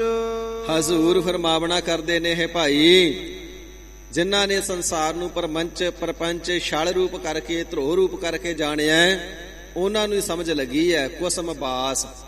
ਇਹ ਜਿਹੜਾ ਸੰਸਾਰ ਹੈ ਨਾ, ਇਹ ਕੁਸਮ ਕਸੁੰਬੇ ਦੇ ਫੁੱਲਾਂ ਵਰਗਾ ਹੈ। ਕਸੁੰਬੇ ਦੇ ਫੁੱਲ ਦੇਖਣ ਨੂੰ ਬੜੇ ਸੋਹਣੇ ਲੱਗਦੇ ਨੇ, ਇੱਕ ਤੇ ਉਹਨਾਂ ਵਿੱਚ ਖੁਸ਼ਬੂ ਹੀ ਨਹੀਂ, ਤੇ ਦੂਸਰਾ ਰੰਗ ਉਸੇ ਵੇਲੇ ਉਤਰ ਜਾਂਦਾ ਜਿਸ ਵੇਲੇ ਪਾਣੀ ਪੈ ਜਾਵੇ। ਪਾਣੀ ਦੀ ਬੂੰਦ ਵੀ ਪੈ ਜਾਵੇ ਤੇ ਰੰਗ ਖੁਰ ਕੇ ਉਤਰ ਜਾਂਦਾ ਹੈ। ਹਜ਼ੂਰ ਫਰਮਾਵਦੇ ਨੇ ਇਸੇ ਪ੍ਰਕਾਰ ਸੰਸਾਰ ਸੋਹਣਾ ਤੇ ਬੜਾ ਦੇਖਣ ਨੂੰ ਲੱਗਦਾ ਹੈ। ਕਾਲ ਰੂਪੀ ਪਾਣੀ ਪੈਣ ਦੇ ਨਾਲ ਇਹ ਜਿਹੜੇ ਰੰਗ ਨੇ ਸੰਸਾਰ ਦੇ ਝਾਟੀ ਨਾਸ਼ ਹੋ ਜਾਂਦੇ ਨੇ। ਜਿੱਥੇ ਵਿਆਹ ਹੁੰਦੇ ਨੇ, ਸ਼ਾਦੀਆਂ ਹੁੰਦੀਆਂ ਨੇ, ਜਿੱਥੇ ਨਾਚ ਗਾਣਾ ਹੋ ਰਿਹਾ ਹੁੰਦਾ ਹੈ, ਗੀਤ ਸੰਗੀਤ ਹੋ ਰਿਹਾ ਹੁੰਦਾ ਹੈ, ਗਿੱਧੇ ਪੈ ਰਹੇ ਹੁੰਦੇ ਨੇ, ਭੰਗੜੇ ਪੈ ਰਹੇ ਹੁੰਦੇ ਨੇ, ਕਿਸੇ ਦੀ ਚੜ੍ਹਾਈ ਕਰਨੇ ਦੀ ਖਬਰ ਆ ਜਾਵੇ ਉਸੇ ਵੇਲੇ ਸੋਗ ਪੈ ਜਾਂਦਾ ਹੈ, ਰੋਣੇ ਪਿੱਟਣੇ ਪੈ ਜਾਂਦੇ ਨੇ। ਉੱਥੇ ਫਿਰ ਕਿਲਕਾਰੀਆਂ ਸੁਣਦੀਆਂ ਨੇ, ਉੱਥੇ ਵੈਣ ਸੁਣਦੇ ਨੇ। ਜਿਵੇਂ ਕਸੁੰਬੇ ਦੇ ਫੁੱਲ ਦਾ ਰੰਗ ਪਾਣੀ ਦੇ ਨਾਲ ਉਤਰ ਜਾਂਦਾ ਹੈ, ਦੁੱਖ ਰੂਪ ਪਾਣੀ ਪੈਣ ਦੇ ਨਾਲ ਸੰਸਾਰ ਦੇ ਸਾਰੇ ਰੰਗ ਉਤਰ ਜਾਂਦੇ ਨੇ, ਫਿੱਕੇ ਪੈ ਜਾਂਦੇ ਨੇ, ਖੁਰ ਜਾਂਦੇ ਨੇ। ਇਸੇ ਪ੍ਰਕਾਰ ਕੁਸਮ ਬਾਸ, ਕੁਸਮ ਨਾਮ ਫੁੱਲਾਂ ਦਾ ਹੈ, ਬਾਸ ਨਾਮ ਖੁਸ਼ਬੂ ਦਾ ਹੈ। ਜਿਹੜੀ ਫੁੱਲਾਂ ਦੇ ਵਿੱਚੋਂ ਖੁਸ਼ਬੂ ਹੈ ਨਾ, ਇਹ ਸਦਾ ਨਹੀਂ ਆਉਂਦੀ ਰਹਿੰਦੀ। ਫੁੱਲਾਂ ਦੀ ਖੁਸ਼ਬੂ ਥੋੜੇ ਸਮੇਂ ਦੀ ਹੈ। ਸਤਿਗੁਰੂ ਸਾਹਿਬ ਜੀ ਨੂੰ ਫੁੱਲ ਅਰਪਣ ਕੀਤੇ ਜਾਂਦੇ ਨੇ, ਭੇਟ ਕੀਤੇ ਜਾਂਦੇ ਨੇ ਖੁਸ਼ਬੂ ਕਰਕੇ, ਪਰ ਥੋੜੇ ਸਮੇਂ ਬਾਅਦ ਫੁੱਲ ਮੁਰਝਾ ਜਾਂਦੇ ਨੇ, ਫਿਰ ਲਾ ਦਿੱਤੇ ਜਾਂਦੇ ਨੇ। ਸਤਿਗੁਰੂ ਜੀ ਦੇ ਪਾਵਨ ਸਰੂਪ ਤੋਂ ਸਿਹਰੇ ਮੁਰਝਾ ਗਏ। ਕੁਝ ਸਮੇਂ ਬਾਅਦ ਫੁੱਲ ਮੁਰਝਾਉਣ ਤੋਂ ਉਪਰੰਤ ਖੁਸ਼ਬੂ ਦੇਣੀ ਵੀ ਬੰਦ ਕਰ ਦਿੰਦੇ ਨੇ। ਜਿਵੇਂ ਫੁੱਲ ਖਿੜੇ ਬੜੇ ਸੋਹਣੇ ਲੱਗਦੇ ਨੇ ਪਰ ਖੁਸ਼ਬੂ ਥੋੜੇ ਜਿਹੇ ਸਮੇਂ ਦੀ ਹੈ, ਇਸੇ ਪ੍ਰਕਾਰ ਜਿਹੜਾ ਸੰਸਾਰ ਹੈ ਇਹ ਫੁੱਲਾਂ ਵਰਗਾ ਖਿੜਿਆ ਤੇ ਨਜ਼ਰ ਆਉਂਦਾ ਹੈ, ਪਰ ਇਸ ਦੀ ਜਿਹੜੀ ਖਿੜਾਵਟ ਹੈ ਇਹ ਥੋੜੇ ਸਮੇਂ ਦੀ ਹੈ। ਇਸ ਦੇ ਵਿੱਚ ਖੁਸ਼ੀ ਜਿਹੜੀ ਹੈ ਸਦਾ ਬਰਕਰਾਰ ਨਹੀਂ ਰਹਿੰਦੀ। ਝਾਟੀ ਦੁੱਖ ਆ ਜਾਂਦੇ ਨੇ, ਝਾਟੀ ਖੁਸ਼ੀਆਂ ਬਿਨਸ ਜਾਂਦੀਆਂ ਨੇ। ਤੇ ਗਰੀਬ ਨਿਵਾਜ ਸਾਹਿਬ ਜੀ ਫਰਮਾਵਣਾ ਕਰਦੇ ਨੇ, ਭਾਈ ਐਸਾ ਸੰਸਾਰ ਨੂੰ ਜਾਣਿਆ ਉਹ ਨੇ ਸਤਿਪੁਰਖ। ਇਸੇ ਪ੍ਰਕਾਰ ਸਤਿਗੁਰੂ ਸੱਚੇ ਪਾਤਸ਼ਾਹ ਜੀ ਫਰਮਾਉਂਦੇ ਨੇ, ਕੁਸਮ ਬਾਸ ਬਹੁ ਰੰਗ ਘਣੋ। ਸੰਸਾਰ ਦੇ ਅੰਦਰ ਬਹੁਤੇ ਜਿਹੜੇ ਨੇ ਉਹ ਰੰਗ ਤਮਾਸ਼ੇ ਨਜ਼ਰ ਆਉਂਦੇ ਨੇ, ਜਿਨ੍ਹਾਂ ਨੂੰ ਵੇਖ ਵੇਖ ਕਰਕੇ ਜਿਹੜਾ ਮਨੁੱਖਾ ਕਦੇ ਰੱਜਦਾ ਨਹੀਂ। ਅੱਖੀ ਦੇਖ ਨਾ ਰਚੀਆਂ ਬਹੁ ਰੰਗ ਤਮਾਸ਼ੇ। ਲੋਕ ਸਿਨੇਮਾ ਵਿੱਚ ਜਾ ਕਰਕੇ ਫਿਲਮਾਂ ਨੂੰ ਦੇਖਦੇ ਨੇ, ਥੀਏਟਰ ਤੇ ਜਾ ਕਰਕੇ ਡਰਾਮੇ ਇਤਿਆਦਿਕ ਦੇਖਦੇ ਨੇ। ਕਿਸੇ ਨੂੰ ਪੁੱਛ ਲਓ, ਭਾਈ ਫਿਲਮਾਂ ਦੇਖ ਕੇ ਰੱਜ ਗਿਆ? ਜਿਵੇਂ ਜਿਵੇਂ ਦੇਖੀਆਂ ਤਿਵੇਂ ਤਿਵੇਂ ਮਨ ਦੇ ਵਿੱਚ ਹੋਰ ਇੱਛਾ ਉਤਪੰਨ ਹੁੰਦੀ ਰਹੀ, ਹੋਰ ਦੇਖਾਂ, ਨਵੀਂ ਫਿਲਮ ਕਿਹੜੀ ਆਵੇਗੀ ਉਹ ਦੇਖਾਂ, ਸਭ ਤੋਂ ਪਹਿਲਾਂ ਟਿਕਟ ਮੈਂ ਬੁੱਕ ਕਰਾਂ। ਜਿਵੇਂ ਜਿਵੇਂ ਰੰਗ ਤਮਾਸ਼ੇ ਦੇਖਦਾ ਤਿਵੇਂ ਤਿਵੇਂ ਖਚਤ ਹੁੰਦਾ ਜਾਂਦਾ ਹੈ। ਇਸੇ ਪ੍ਰਕਾਰ ਜਿਹੜਾ ਰਾਗ ਰੰਗ ਦੇ ਅੰਦਰ ਲੱਗ ਗਿਆ, ਜਿਹੜਾ ਮੋਹ ਦੇ ਅੰਦਰ ਲੱਗ ਗਿਆ, ਜਿਸ ਨੂੰ ਇਸੇ ਪ੍ਰਕਾਰ ਰੂਪ ਦਾ ਪ੍ਰੇਮ ਲੱਗ ਗਿਆ, ਹਜ਼ੂਰ ਫਰਮਾਵਣਾ ਕਰਦੇ ਨੇ, ਦੁਨੀਆ ਦੇ ਅੰਦਰ ਰੰਗ ਤਮਾਸ਼ੇ ਤੇ ਬਹੁਤ ਨੇ ਪਰ ਦੇਖ ਦੇਖ ਕੇ ਰੱਜਿਆ ਕੋਈ ਵੀ ਨਹੀਂ। ਸੰਸਾਰ ਕੁਸੁੰਬੇ ਦੇ ਫੁੱਲਾਂ ਵਰਗਾ ਹੈ, ਅਥਵਾ ਪ੍ਰਤੱਖ ਫੁੱਲਾਂ ਦੀ ਖੁਸ਼ਬੂ ਵਰਗਾ ਥੋੜੇ ਸਮੇਂ ਦੇ ਰਹਿਣ ਵਾਲਾ ਹੈ। ਇਸ ਦੇ ਅੰਦਰ ਰੰਗ ਤਮਾਸ਼ੇ ਤੇ ਬਹੁ ਘਣੋ, ਬਹੁਤ ਜ਼ਿਆਦੇ ਨੇ, ਬਹੁ ਰੰਗ ਘਣੋ, ਇੰਨੇ ਕੁ ਜ਼ਿਆਦਾ ਇਸ ਦੇ ਅੰਦਰ ਰੰਗ ਨੇ। ਕਿਧਰੇ ਕੁਦਰਤੀ ਨਜ਼ਾਰੇ ਨੇ, ਕਿਧਰੇ ਝਰਨੇ ਵਗਦੇ ਨੇ, ਕਿਧਰੇ ਜੋ ਹਰਿਆਵਲ ਹੈ ਉਹ ਲਹਿ ਲਹਾਉਂਦੀ ਹੈ, ਕਿਧਰੇ ਪਹਾੜਾਂ ਦੇ ਉੱਚੇ ਨਜ਼ਾਰੇ ਨੇ, ਕਿਧਰੇ ਡੂੰਘੀਆਂ ਖਾਈਆਂ ਨੇ, ਕਿਧਰੇ ਇਸੇ ਪ੍ਰਕਾਰ ਤਰ੍ਹਾਂ ਤਰ੍ਹਾਂ ਦੀ ਦੇਸ਼ਾਂ ਦਸਾਂਤਰਾਂ ਦੀ ਸੈਰ ਹੈ, ਕਿਧਰੇ ਮਾਇਆ ਦੇ ਕੌਤਕ ਹੋ ਰਹੇ ਨੇ, ਕਿਧਰੇ ਰੂਪ ਦੇ ਹੋ ਰਹੇ ਨੇ। ਇਸ ਦੇ ਅੰਦਰ ਬਹੁਤੇ ਹੀ ਰੰਗ ਨੇ, ਕਿਤਨੇ ਕ ਘਣੋ, ਬਹੁਤ ਜ਼ਿਆਦੇ ਘਣੇ ਸੰਘਣੇ ਨੇ, ਕੋਈ ਗਿਣਤੀ ਮਿਣਤੀ ਨਹੀਂ। ਪਰ ਜਿਹੜੇ ਸੰਤ ਜਨ ਨੇ ਉਹਨਾਂ ਨੇ ਜਾਣ ਲਿਆ ਸਭ ਮਿਥਿਆ ਬਲ ਬੰਚ। ਇਹ ਜਿਤਨਾ ਜਗਤ ਸੰਸਾਰ ਦਾ ਰੰਗ ਤਮਾਸ਼ਾ ਨਜ਼ਰ ਆਉਂਦਾ ਸਾਰਾ ਮਿਥਿਆ ਹੈ, ਸਾਰਾ ਝੂਠਾ ਹੈ, ਥੋੜੇ ਸਮੇਂ ਦੇ ਰਹਿਣ ਵਾਲਾ ਹੈ। ਹਜ਼ੂਰ ਫਰਮਾਉਂਦੇ ਨੇ ਜੋ ਕੁਝ ਵੀ ਦ੍ਰਿਸ਼ਟਮਾਨ ਅੱਖਾਂ ਦੇ ਨਾਲ ਨਜ਼ਰ ਆਉਂਦਾ ਨਾ, ਇਹ ਸਦਾ ਨਹੀਂ ਰਹੇਗਾ। ਪਹਿਲੇ ਬੀਤ ਚੁੱਕੇ ਸਮੇਂ ਦੇ ਵਿੱਚ ਇਹ ਬਣਾਵਟ ਨਹੀਂ ਸੀ, ਅੱਜ ਬਣ ਗਈ, ਆਉਣ ਵਾਲੇ ਸਮੇਂ ਦੇ ਵਿੱਚ ਫਿਰ ਨਹੀਂ ਹੋਵੇਗੀ। ਪੁਰਾਣੇ ਸਮੇਂ ਦੇ ਅੰਦਰ ਕਿਲਿਆਂ ਦੀ ਬਣਾਵਟ ਸੀ, ਉਹ ਅੱਜ ਨਹੀਂ ਬਣਾਈ ਜਾਂਦੀ। ਉਹ ਉਦੋਂ ਹੁੰਦੇ ਸਨ, ਅੱਜ ਨਹੀਂ। ਤੇ ਜਿਹੜੀਆਂ ਇਮਾਰਤਾਂ ਅੱਜ ਨੇ ਆਉਣ ਵਾਲੇ ਸਮੇਂ ਵਿੱਚ ਨਹੀਂ ਹੋਣਗੀਆਂ। ਜਿਹੜੀਆਂ ਕੁਦਰਤੀ ਤਰੀਕੇ ਦੇ ਨਾਲ ਫਸਲਾਂ ਉਗਦੀਆਂ ਸਨ ਉਹ ਪਹਿਲੇ ਸਮੇਂ ਵਿੱਚ ਸਨ, ਅੱਜ ਨਹੀਂ। ਖਾਦਾਂ ਸਪਰੇਆਂ ਪਾ ਕਰਕੇ ਬੇੜਾ ਕਰਕ ਕੀਤਾ ਪਿਆ, ਪਰ ਜੋ ਅੱਜ ਹੈ ਆਉਣ ਵਾਲੇ ਸਮੇਂ 'ਚ ਇਹ ਵੀ ਨਹੀਂ ਹੋਣਗੀਆਂ। ਜਿਹੜੇ ਮਨੁੱਖ ਸੱਤਵਾਦੀ, ਸੱਤ ਸੁਭਾਅ ਵਾਲੇ, ਪ੍ਰੇਮਾ ਭਗਤੀ ਵਾਲੇ ਪਹਿਲੇ ਯੁਗਾਂ ਵਿੱਚ ਸਨ ਉਹ ਅੱਜ ਨਹੀਂ। ਤੇ ਜਿਹੜੇ ਅੱਜ ਵਾਲੇ ਪ੍ਰਮਾਦੀ ਨੇ ਉਹ ਆਉਣ ਵਾਲੇ ਸਮੇਂ ਦੇ ਵਿੱਚ ਵੀ ਨਹੀਂ ਹੋਣਗੇ। ਜਿੱਥੇ ਦਰਿਆ ਤੇ ਨਦੀਆਂ ਪਹਿਲਾਂ ਵਹਿੰਦੀਆਂ ਸਨ ਉੱਥੇ ਅੱਜ ਨਹੀਂ, ਉੱਥੇ ਥਲ ਪਏ ਨੇ। ਤੇ ਜਿੱਥੇ ਅੱਜ ਦਰਿਆ ਤੇ ਨਦੀਆਂ ਵਹਿੰਦੀਆਂ ਨੇ ਆਉਣ ਵਾਲੇ ਸਮੇਂ 'ਚ ਇੱਧਰ ਵੀ ਕਿਧਰੇ ਥਲ ਹੋਣਗੇ, ਉਜਾੜ ਹੋਵੇਗੀ, ਨਦੀਆਂ ਕਿਧਰੇ ਹੋਰ ਹੀ ਵਹਿੰਦੀਆਂ ਹੋਣਗੀਆਂ। ਪਾਣੀ ਆਪਣਾ ਰਸਤਾ ਆਪ ਬਣਾ ਲੈਂਦੇ ਨੇ। ਇਸ ਪ੍ਰਕਾਰ ਭਾਈ ਸੰਤ ਜਨ ਉਹ ਨੇ ਜਿਨ੍ਹਾਂ ਨੇ ਸੰਸਾਰ ਨੂੰ ਮਿਥਿਆ ਕਰਕੇ ਜਾਣਿਆ। ਜੋ ਦੀਸੈ ਸੋ ਸਗਲ ਵਿਨਾਸੈ, ਜਿਉ ਬਾਦਰ ਕੀ ਛਾਈ। ਜਿਵੇਂ ਬੱਦਲਾਂ ਦਾ ਪਰਛਾਵਾਂ ਥੋੜਾ ਜਿਹਾ ਸਮਾਂ ਰਹਿਣ ਵਾਲਾ ਹੁੰਦਾ ਨਾ, ਇਵੇਂ ਇਹ ਜਿਹੜਾ ਸੰਸਾਰ ਇਹ ਥੋੜਾ ਜਿਹਾ ਸਮਾਂ ਰਹਿਣ ਵਾਲਾ ਹੈ, ਸਦੀਵ ਕਾਲ ਸਥਿਰ ਨਹੀਂ। ਪਰਮਾਤਮਾ ਜੀ ਤੇ ਅੱਖ ਖੋਲਣ ਤੇ ਮੀਚਣ ਦੇ ਸਮੇਂ ਦੇ ਵਿੱਚ ਹੀ ਸੰਸਾਰ ਰਚਿਆ ਜਾਂਦਾ ਤੇ ਨਾਸ਼ ਹੋ ਜਾਂਦਾ ਹੈ। ਹਰਨ ਫਰਨ ਜਾ ਕਾ ਨੇਤਰ ਫੋਰ, ਤਿਸ ਕਾ ਮੰਤਰ ਨਾ ਜਾਣੈ ਹੋਰ। ਉਸ ਦੇ ਮਨ ਦੇ ਮਤੇ ਮਤਾਂਤ ਨੂੰ, ਸਲਾਹ ਨੂੰ ਕੋਈ ਹੋਰ ਨਹੀਂ ਜਾਣ ਸਕਦਾ। ਇਸ ਕਰਕੇ ਜਿਹੜੇ ਸੰਤ ਜਨ ਨੇ ਭਾਈ ਉਹ ਕਿਸੇ ਪ੍ਰਕਾਰ ਬਲ ਦਾ ਪ੍ਰਗਟਾਵਾ ਨਹੀਂ ਕਰਦੇ ਤੇ ਬੰਚ ਠੱਗੀਆਂ ਨਹੀਂ ਮਾਰਦੇ। ਬਲ ਨੂੰ ਵੀ ਮਿਥਿਆ ਹੀ ਜਾਣਦੇ ਨੇ। ਥੋੜੇ ਸਮੇਂ ਦਾ ਹੈ, ਸਰੀਰ ਤੇ ਜਵਾਨੀ ਆ ਗਈ, ਰਾਜ ਭਾਗ ਇਸੇ ਪ੍ਰਕਾਰ ਪ੍ਰਾਪਤ ਹੋ ਗਿਆ, ਰਾਜ ਸੱਤਾ ਵੀ ਮਿਲ ਗਈ, ਹੁਕਮ ਚੱਲਣ ਲੱਗ ਗਿਆ, ਪਰ ਸਦਾ ਵਾਸਤੇ ਥੋੜਾ ਹੈ, ਉਹ ਤੇ ਥੋੜੇ ਸਮੇਂ ਦਾ ਹੈ। 4 ਕੁ ਦਿਨਾਂ ਦੀ ਆਪਣੀ ਨੌਬਤ ਵਜਾ ਕਰਕੇ ਬੇਅੰਤ ਰਾਜੇ ਧਰਤੀ ਤੋਂ ਤੁਰ ਗਏ। ਅੱਜ ਤਿੰਨਾਂ ਦਾ ਨਾਮੋ ਨਿਸ਼ਾਨ ਨਹੀਂ ਲੱਭਦਾ। ਇਸੇ ਪ੍ਰਕਾਰ ਅੱਜ ਜਿਹੜੇ ਬਲ ਕਰ ਰਹੇ ਨੇ ਆਉਣ ਵਾਲੇ ਸਮੇਂ 'ਚ ਇਹ ਵੀ ਨਹੀਂ ਹੋਣਗੇ ਤੇ ਬਲ ਵੀ ਨਹੀਂ ਹੋਵੇਗਾ। ਸਾਰਾ ਹੀ ਕੁਝ ਮਿਥਿਆ ਹੈ। ਇਸ ਪ੍ਰਕਾਰ ਬਲ ਨੂੰ ਵੀ ਝੂਠਾ ਤੇ ਬੰਚ ਠੱਗੀਆਂ ਇਤਿਆਦਿਕ ਉਹ ਨਹੀਂ ਮਾਰਦੇ। ਗਰੀਬ ਨਿਵਾਜ ਸਤਿਗੁਰੂ ਸੱਚੇ ਪਾਤਸ਼ਾਹ ਜੀ ਦੇ ਘਰ ਦਾ ਸਿਧਾਂਤ ਹੀ ਇਹ ਹੈ ਨਾ, ਕਿਰਤ ਕਰੋ। ਸਤਿਗੁਰੂ ਨਾਨਕ ਦੇਵ ਸਾਹਿਬ ਜੀ ਦਾ ਪਹਿਲਾ ਬਚਨ ਕਿਰਤ ਕਰੋ, ਸਿੱਖੀ ਦੇ ਸਿਧਾਂਤ। ਕਲਗੀਧਰ ਸਾਹਿਬ ਜੀ ਦੇ 52 ਹੁਕਮਾਂ ਦੇ ਵਿੱਚੋਂ ਪਹਿਲਾ ਹੁਕਮ, 52 ਬਚਨਾਂ ਚੋਂ ਪਹਿਲਾ ਬਚਨ ਕਿਰਤ ਧਰਮ ਦੀ ਕਰਨੀ। ਭਾਈ ਠੱਗੀਆਂ ਨਹੀਂ ਮਾਰਨੀਆਂ, ਬਲ ਦੇ ਨਾਲ ਧੱਕੇ ਦੇ ਨਾਲ ਕਿਸੇ ਦਾ ਹੱਕ ਨਹੀਂ ਮਾਰਨਾ, ਕਿਸੇ ਦੇ ਪਾਸੋਂ ਖੋਣਾ ਨਹੀਂ, ਮਲਕ ਭਾਗੋ ਨਹੀਂ ਬਣਨਾ, ਲਾਲੋ ਵਾਂਗੂ ਕਿਰਤੀ ਬਣਨਾ ਹੈ। ਸਤਿਗੁਰੂ ਸ੍ਰੀ ਗੁਰੂ ਅਰਜਨ ਦੇਵ ਸੱਚੇ ਪਾਤਸ਼ਾਹ ਮਹਾਰਾਜ ਸਾਹਿਬ ਜੀ ਦੇ ਕੋਲ ਭਾਈ ਬਹੋੜਾ ਨਾਮ ਦਾ ਸਿੱਖ ਹੈ, ਉਹ ਚੱਲ ਕਰਕੇ ਆਇਆ। ਗਰੀਬ ਨਿਵਾਜ ਸਤਿਗੁਰੂ ਸੱਚੇ ਪਾਤਸ਼ਾਹ ਜੀ ਨੇ ਪ੍ਰੇਮ ਪੂਰਵਕ ਪੁੱਛਿਆ, ਭਾਈ ਨਾਮ ਕੀ ਹੈ ਤੇਰਾ ਤੇ ਕਿਰਤ ਕੀ ਕਰਦਾ ਹੈ? ਸਤਿਗੁਰੂ ਸੱਚੇ ਪਾਤਸ਼ਾਹ ਮਹਾਰਾਜ ਸਾਹਿਬ ਜੀ ਨੇ ਉਸ ਦੀ ਦੁੱਖ ਦੀ ਰਗ ਫੜ ਲਈ ਹੈ। ਜਿੱਥੇ ਪਾਪ ਸੀ ਨਾ, ਪਾਪ ਛਡਾਉਣ ਵਾਸਤੇ ਬਚਨ ਪ੍ਰਾਰੰਭ ਹੀ ਉਥੋਂ ਕੀਤਾ, ਕਿਰਤ ਕੀ ਕਰਦਾ ਹੈ? ਤੇ ਇਸ ਵੇਲੇ ਮਨ ਕੰਬ ਗਿਆ। ਮਨਾ ਕਿਰਤ ਤੇ ਐਸੀ ਕਰਦਾ, ਸਾਰਿਆਂ ਤੋਂ ਲੁਕਾ ਕੇ ਕਰਦਾ, ਸਾਰਿਆਂ ਨੂੰ ਠੱਗ ਲੈਂਦਾ ਹੈ। ਪਰ ਸਤਿਗੁਰੂ ਜੀ ਤੇ ਅੰਤਰਜਾਮੀ ਨੇ, ਇਹਨਾਂ ਤੋਂ ਕੀ ਛੁਪਾਵੇਂਗਾ? ਜਿਹੜੀ ਗੱਲ ਤੂੰ ਕੁੱਲ ਦੁਨੀਆ ਤੋਂ ਛੁਪਾ ਕੇ ਰੱਖੀਏ, ਸਤਿਗੁਰੂ ਜੀ ਨੇ ਸ਼ੁਰੂਆਤ ਹੀ ਉਥੋਂ ਕੀਤੀ ਏ। ਐਸੇ ਅੰਤਰਜਾਮੀ ਦਾਤੇ ਦੇ ਪਾਸੋਂ ਕੁਝ ਛੁਪਾਇਆ ਨਹੀਂ ਹੋ ਜਾਣਾ। ਆਪਣੀ ਪਾਪ ਦੀ ਕਿਰਤ ਚੇਤੇ ਆ ਗਈ ਤੇ ਮਨ ਕੰਬ ਉੱਠਿਆ ਹੈ। ਇਸ ਪ੍ਰਕਾਰ ਕੰਬਦੇ ਹੋਏ ਸਰੀਰ ਦੇ ਨਾਲ ਹੱਥ ਜੋੜੇ ਨੇ ਤੇ ਸੀਸ ਝੁਕਾ ਲਿਆ, ਬੇਨਤੀ ਕੀਤੀ, ਸੱਚੇ ਪਾਤਸ਼ਾਹ ਨਾਮ ਮੇਰਾ ਬਹੋੜਾ ਹੈ। ਮਹਾਰਾਜ ਕਿਰਤ ਮੈਂ ਸੋਇਨੇ ਦੀ ਕਰਦਾ, ਸੁਨਾਰ ਦਾ ਕੰਮ ਕਰਦਾ ਹੈ। ਪਰ ਸਤਿਗੁਰੂ ਜੀ ਨੇ ਪੁੱਛ ਲਿਆ ਨਾ, ਕਿਰਤ ਕੀ ਕਰਦਾ ਹੈ? ਸਤਿਗੁਰੂ ਜੀ ਦਾ ਇਸ਼ਾਰਾ ਸਮਝ ਆ ਗਿਆ। ਕਹਿਣ ਲੱਗਾ, ਸੱਚੇ ਪਾਤਸ਼ਾਹ ਕਿਰਤ ਤੇ ਸੋਨੇ ਦੀ ਸੁਨਾਰ ਦੀ ਕਰਦਾ, ਪਰ ਹੱਕ ਸੱਚ ਦੀ ਨਹੀਂ, ਪਾਪ ਦੀ ਕਰਦਾ ਹਾਂ। ਮੇਰੀ ਕਿਰਤ ਦੇ ਵਿੱਚ ਇੰਨੀ ਜ਼ਿਆਦਾ ਹੇਰਾ ਫੇਰੀ ਹੈ, ਜੇ ਮੇਰਾ ਸਕਾ ਮਾਂ ਪਿਓ ਵੀ ਮੈਨੂੰ ਕੋਈ ਗਹਿਣਾ ਬਣਾਉਣ ਵਾਸਤੇ ਸੋਨਾ ਦੇ ਦੇਵੇ, ਚੌਥਾ ਹਿੱਸਾ ਕੱਟ ਲੈਂਦਾ ਹਾਂ। ਮਹਾਰਾਜ ਜੇ ਕੋਈ ਗਹਿਣਾ ਭੰਨ ਕੇ ਹੋਰ ਗਹਿਣਾ ਬਣਾਉਣਾ ਹੋਵੇ, ਚੌਥਾ ਹਿੱਸਾ ਕੱਟ ਲੈਂਦਾ ਹਾਂ। ਕਿਸੇ ਨੂੰ ਗਹਿਣਾ ਬਣਾ ਕਰਕੇ ਦੇਣਾ ਹੋਵੇ, 3 ਹਿੱਸੇ ਸੋਨਾ, ਚੌਥਾ ਹਿੱਸਾ ਮਿਲਾਵਟ ਕਰਕੇ ਦਿੰਦਾ ਹਾਂ। ਇਸ ਪ੍ਰਕਾਰ ਮੇਰੀ ਕਿਰਤ ਦੇ ਵਿੱਚ ਹੱਕ ਨਹੀਂ ਜੇ, ਮੇਰੀ ਕਿਰਤ ਦੇ ਵਿੱਚ ਸੱਚ ਨਹੀਂ ਹੈ। ਸਾਧ ਸੰਗਤ ਜੀ, ਇਹ ਬੜੀ ਵੱਡੀ ਗੱਲ ਹੈ, ਸਤਿਗੁਰੂ ਜੀ ਦੇ ਸਾਹਮਣੇ ਆਪਣੇ ਗੁਨਾਹ ਨੂੰ ਕਬੂਲ ਲੈਣਾ। ਦੁਨਿਆਵੀ ਬਿਰਤੀ ਵਾਲਾ ਮਨੁੱਖ ਅਣਗਿਣਤ ਪਾਪ ਕਰਕੇ ਵੀ ਕਹਿੰਦਾ ਮੈਂ ਜ਼ਿੰਦਗੀ 'ਚ ਕਦੇ ਕਿਸੇ ਦਾ ਮਾੜਾ ਨਹੀਂ ਕੀਤਾ। ਸੱਚ ਉਹੀ ਉਹ ਬੋਲ ਸਕਦਾ ਜਿਸ ਦੇ ਪੂਰਬਲੇ ਕਰਮਾਂ ਦੇ ਚੰਗੇ ਭਾਗ ਮੱਥੇ ਤੇ ਫਲ ਦੇਣ ਵਾਸਤੇ ਉਹਦੇ ਹੋ ਜਾਣ ਨਾ, ਉਹ ਸੱਚ ਬੋਲਦਾ ਜੇ, ਨਹੀਂ ਤੇ ਸੱਚ ਨਹੀਂ ਬੋਲਿਆ ਜਾਂਦਾ। ਵਿਦਵਾਨ ਜਨਾਂ ਦੇ ਬਚਨ ਨੇ ਨਾ, ਝੂਠ ਅਤੇ ਝੂਠ ਐਸੇ ਦੋ ਮਹਾਬਲੀ ਯੋਧੇ ਨੇ ਜਿਹੜੇ ਸਾਰੇ ਸੰਸਾਰ ਨੂੰ ਖੁਆਰ ਕਰੀ ਜਾ ਰਹੇ ਨੇ, ਮਾਰੀ ਜਾ ਰਹੇ ਨੇ, ਸ਼ੁਭ ਗੁਣਾਂ ਨੂੰ ਲੁੱਟੀ ਜਾ ਰਹੇ ਨੇ। ਝੂਠਾ ਖਾ ਖਾ ਕਰਕੇ ਮਨ ਦੀ ਤਨ ਦੀ ਅਪਵਿੱਤਰਤਾ ਹੋ ਰਹੀ ਹੈ, ਤੇ ਝੂਠ ਬੋਲ ਬੋਲ ਕਰਕੇ ਸਾਰੇ ਪਾਮਰ ਪਾਪੀ ਕਾਫਰ ਹੋਈ ਜਾ ਰਹੇ ਨੇ। ਬੜੇ ਔਖੇ ਨੇ ਝੂਠ ਤੇ ਝੂਠ ਛੱਡਣੇ ਅੱਜ ਦੇ ਸਮੇਂ ਦੇ ਅੰਦਰ।